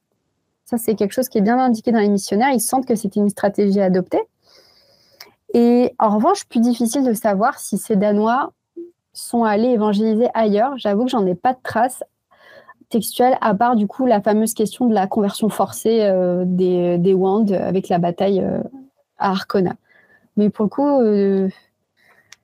non, pas de traces de missionnaires danois plus que ça. Alors, on a une question qui m'a permis de découvrir un nom, un mot, donc c'est parfait. Est-il vrai que l'onomastique, donc je viens de le googler, c'est l'étude des noms propres. Je ne le savais pas, donc merci pour la question. Est-il vrai que l'onomastique des lieux scandinaves ne mentionne jamais de divinité qu'on associe aux Vikings ? Alors du coup, l'onomastique, c'est les noms, c'est l'étude des noms propres. Ça peut être aussi les noms de personnes, hein, nos noms, voilà, si on faisait une étude de nos prénoms. Mais la toponymie, donc c'est l'étude des noms de lieux, elle atteste bien de noms de divinités mythologiques scandinaves. Hein. J'en ai parlé un petit peu au début, peut-être que tu t'es arrivé après. Mais donc on a vraiment par exemple, je donne un exemple. Hein. Au Danemark, on a Odense, c'est une grande ville importante, qui serait en fait Odin Sve. V, c'est le sanctuaire, et Odin, c'est Odin. Donc, on aurait vraiment une ville qui s'appelle le sanctuaire d'Odin. On a au Danemark Tissø, c'est le lac Tissø de Tyr, la divinité. Donc, non. Et pour le coup, ce qui est assez fou, c'est que ça fait 1000 ans que ces toponymes sont encore là. Et qui perdurent dans notre espace. Et ça, c'est intéressant aussi. Les chrétiens n'ont pas eu besoin de changer les noms. Je m'étais posé la question, est-ce que ça les embêtait de mettre, je sais pas moi, une église à Odensve ? Non, parce que c'est aussi... Qui changerait le nom d'une ville, en fait ? S'il y a des habitants qui sont là depuis toujours et qui ont besoin de se repérer, c'est chez eux. Je pense que les noms de lieux, ça ne se change pas. Ça se change, voilà. En tout cas, pas par la force, par la christianisation, quoi.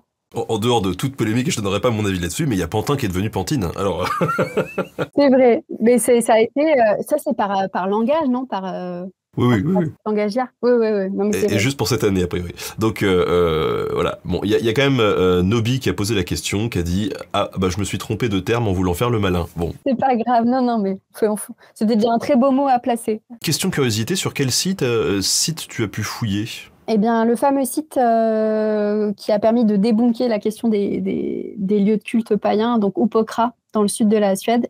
J'ai pu y fouiller, alors évidemment, j'étais pas lors de l'année où on a trouvé le temple païen, mais j'ai pu y fouiller il y a 2 ans. c'était très, très chouette parce que c'est un lieu... pour moi, c'était un peu mon pèlerinage, là. J'étais ravie d'aller sur place. Et en plus de fouiller avec des Suédois qui ont une autre pratique de la fouille qu'en France, je trouve. Et je voyais les étudiants. Comme je suis enseignante aussi, je suis étudiante en formation doctorale, mais enseignante. J'ai trouvé ça vachement chouette de voir aussi que les étudiants étaient formés, mais différemment que nous, on a pu être formés en France. C'est-à-dire, tu te trompes, c'est pas grave. Et c'est pas grave, mais super autonome, vas-y, tu as tout un carré qui est à toi. Tu le gères et puis tu me fais un bilan après. Et au pire, on corrige. Alors que nous, en France, on a la crainte de faire quelque chose qui ne va pas. Donc, c'était assez rigolo. Et puis, le site est fantastique. Au Pokhara, voilà, c'est mythique. Oui, puis ça doit faire quelque chose de partir en plus dans un autre pays pour aller découvrir comme ça. Et du coup, je pourrais vous en parler plus voilà, cet été. Mais cet été, je pars fouiller avec le Musée national. Je vais sur des églises, faire une petite fouille préventive. Donc, vraiment, c'est quand il y a des travaux, on vérifie qu'il n'y a rien à casser. Et donc voilà, donc je vais encore continuer à me former sur ce terrain scandinave qui est bien, bien différent du terrain français. Ouais. Est-ce que, pour terminer cette émission, tu aurais des références bibliographiques à conseiller aux personnes qui nous écoutent, qui s'intéressent à la christianisation du Danemark ou à l'histoire du Danemark médiéval, par exemple, voilà, que ce soit des lectures techniques ou pas techniques, accessibles à tous? Alors en fait, je vais quand même rester assez simple pour les études de chercheurs, dans le sens où en fait, la majorité des travaux sont quand même en danois, ça on peut pas le nier. Les travaux de synthèse sont en danois. Il y a quelques articles en anglais, mais alors super techniques. Donc, je m'étais dit que le plus simple, c'était de vous donner les deux superbes dernières synthèses sur la question en français. Celle de Stéphane Kovio, qui date de 2019, donc qui est vraiment sur la conversion du monde viking. Donc, il ne prend pas que le Danemark. Il y a aussi, on va jusqu'à l'Islande, le Groenland. C'est la fin du monde viking. Donc, justement, on pourrait questionner aussi cette fin du monde viking. C'est pas qu'un déclin.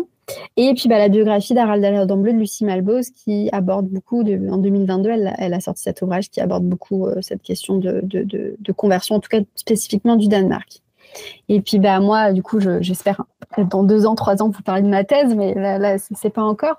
Mais en revanche, si vous aimez aussi la lecture, les sources donc de ces missionnaires qui partent un peu avec un regard d'ethnologue sont éditées. On peut, par exemple, du coup, il y a La vie de Saint-Ancher qui est édité depuis 2011 et Adam Brem aussi qui est édité depuis 98. Voilà, donc... il y a aussi, ça c'est pas mal, c'est Simon Le Bouteiller, je sais pas s'il a déjà... On a déjà parlé sur Nota Bene, mais Simon Le Bouteiller, c'est un scandinaviste aussi. Il a sorti en 2021 la saga des rois du Danemark, du XIIIe siècle. C'est une saga islandaise, mais sur les rois du Danemark.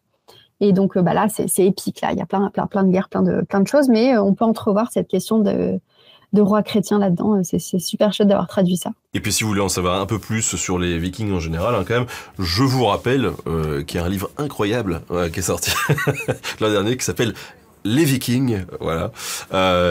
Angela, tu as participé du coup à ce livre à travers un chapitre sur la christianisation au Danemark. Il y a à peu près une dizaine d'auteurs qui ont participé.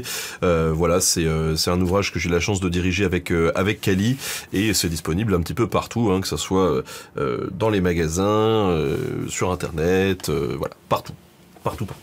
Il y a quand même une question qui vient d'être posée que je trouve intéressante. Peut-être que, alors après elle est spécifique, donc je sais pas si tu pourras répondre, mais est-ce que la christianisation de la Scandinavie, c'est un phénomène historique qui est enseigné aujourd'hui dans les écoles ou dans les programmes scolaires dans les pays scandinaves? Alors dans les pays scandinaves, carrément, parce qu'en fait ça démarre le Moyen Âge. C'est-à-dire que pour eux c'est vraiment une date rupture. On passe de l'âge du fer au paganisme, au Moyen-Âge, au christianisme. Donc, c'est une période assez importante. Et comme souvent, c'est lié à l'unification des pays.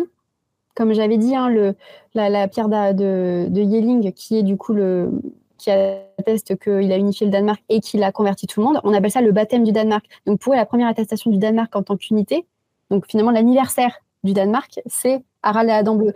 Donc, il y a un roman national sur Harald. C'est quelque chose qui est vachement prenant. Et je tiens à signaler qu'en seconde, on peut faire la christianisation de la Norvège grâce à Stéphane Kovio, qui en a un peu mis dans les manuels scolaires en France. Donc, on peut s'amuser aussi si on est prof d'histoire, voilà. Bon, et puis, vu que cette interview s'est quand même bien déroulée et que j'ai été particulièrement gentil, quand même, une petite question. Voilà. Régis Boyer, c'est une bonne source? Moi, j'honore le travail de chacun et la science est cumulative. Donc, en fait, heureusement qu'il a fait un taf de fou et qu'on peut le reprendre. Et de toute façon, il faut bien se lancer quelque part pour être après débunké ensuite. Donc, aujourd'hui, c'est à lire avec un peu de critique, mais il a fait un travail de fou quand même sur les sagas et c'est lui qui a vulgarisé la Scandinavie en France, quand même. Et voilà, c'était nécessaire. Ouais, et pour ceux qui nous écoutent en podcast, sachez que à la caméra, je hoche la tête parce que voilà, c'est vrai qu'on souvent je lis que ça crache un petit peu sur Régis Boyer aussi sur le web quand je lis des trucs et voilà, il faut savoir faire la part des choses, reconnaître les contributions et pouvoir remettre en question. C'est ça aussi la science, c'est de remettre en question, de dialoguer avec ses collègues, avec ceux qui nous ont précédés, et pour essayer d'avancer dans le bon sens. Voilà, tout simplement. Dans 30 ans, on me critiquera largement et je dirai mais vous avez raison. Mais voilà, tout comme on critiquera Nota Bene, d'ailleurs, il y en a qui n'ont pas attendu. Est-ce que tu as quelque chose que tu souhaitais mettre en avant peut-être avant de nous quitter? Non, pas spécialement. Du coup, là, le boulot principal, c'est de finir la thèse et après, je pourrais essayer de diffuser tout ça. Mais là, faut se mettre en homme dans une grotte là pour finir. Eh ben écoute, on te souhaite en tout cas bien du courage. Je vous souhaite à tous une très bonne journée et à très bientôt sur Twitch. Salut!